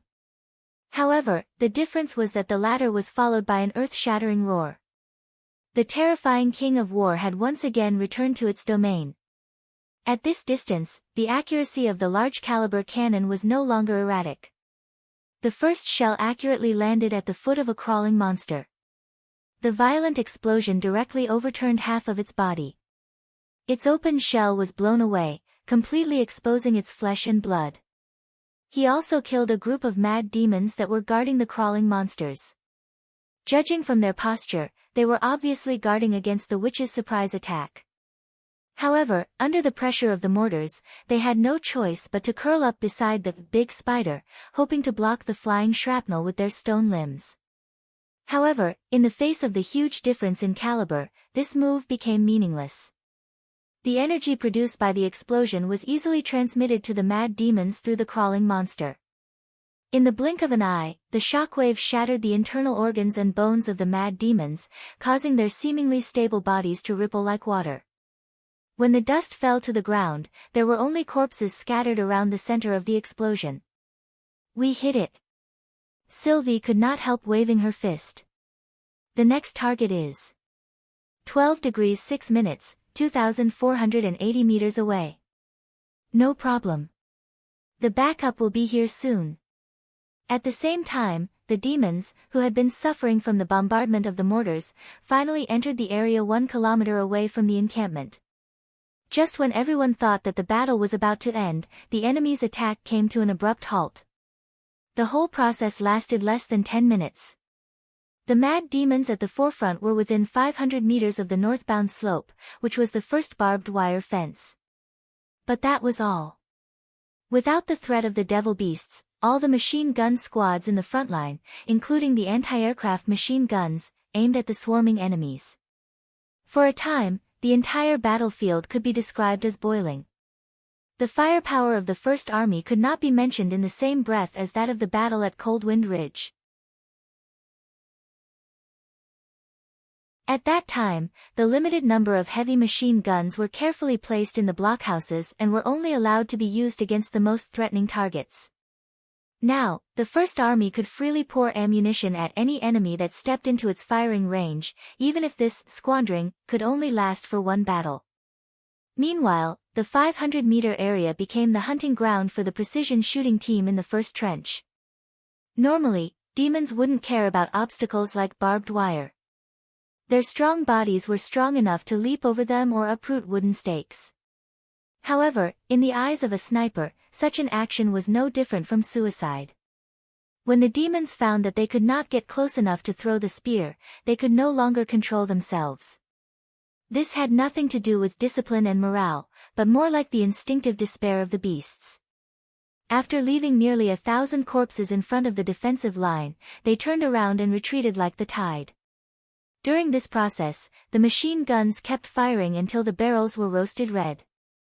Compared to the fierce battle in the rear, the front line seemed to be more peaceful. Sylvie finally felt relieved. Perhaps only she knew how thrilling the trump card showdown, 2 kilometers away was. When the magic vortexes of the last 2 crawling monsters were full and were about to be activated, the number 1 and number 3 Longsong cannons made up for it in time. If they had been 1 or 2 seconds late, the stone pillars would have caused more damage to the First Army, who were engaged in the crossfire. But no matter what, this battle was won by humans. After 400 years of silence, humans had once again entered this forgotten land, and they had finally redeemed themselves from the hands of the demons. It was already 4 days later when Roland received the detailed report from the front line. Due to the large number of casualties, the First Army spent a lot of effort to clean up the battlefield. According to the experience of the tequila, the first thing to do was to burn the demons' corpses and take away all the magic stones. In particular, if they could not take away the magic stones from the enemy's corpses, it would not be a complete victory. If the demons took the magic stones back, they would soon appear on a new demon. The final statistics were very shocking. Almost 6,000 demons died in this ambush, which was more than the total number of the First Army who participated in the battle. Less than half of them were directly killed by the cannons and machine guns. Most of the demons died when the red mist was cut off, and they were scattered on the road. It was not that the enemies did not prepare well. After the post-war inventory, the First Army found more than 10 siege beasts that had been modified as transportation vehicles, not including the scraps that had been blown into pieces. If the humans were at a disadvantage, they could take their time to replenish the red mist, but the route made it impossible. Relying only on the red mist they carried, it was impossible to retreat from the outpost to the Tequila ruins. If I remember correctly, the witches can also use those siege beasts, right? Roland said to the sigil of listening. You're right. The core of this thing is the magic stone. With a little training, it can be used. Zoe answered instead of iron axe. Although it's slow, it can carry a lot of things. The Union once used it to replace horses and mules for long-distance transportation. It seems good to give them to the Ministry of Construction, Roland thought. The construction team happened to lack a batch of transportation vehicles, and the slow speed in the city was actually an advantage. Unfortunately, the magic stone that they seized the most was not very useful. It needed to be combined with a magic life form to play its full role. It was regarded as a special magic stone of the demons, and was usually taken back to the rear for centralized destruction. By the way, how did the enemies escape from Sylvie's detection? Let me answer this question. Agatha cleared her throat. After the battle, we conducted a comprehensive search of the outpost and found an underground passage. It was connected to a cave 2 kilometers away. There, we found an underground camp built by the demons. Not only was there a mist storage tower, but also a god stone of punishment pillar. The overall scale was a bit larger than the outpost that served as a bait. In fact, that was the real stronghold of the demons. Roland could not help but frown. A god's stone of punishment that can cover an entire camp? You're tuning in to the Blissful Bookshelf YouTube channel. We're so grateful for your support, and don't forget to subscribe to join us on this incredible journey through captivating stories. Your generosity through donations truly makes a world of difference, as it's the primary source of revenue that allows me to expand and enhance this channel for you. Thank you from the bottom of my heart for being a part of this adventure.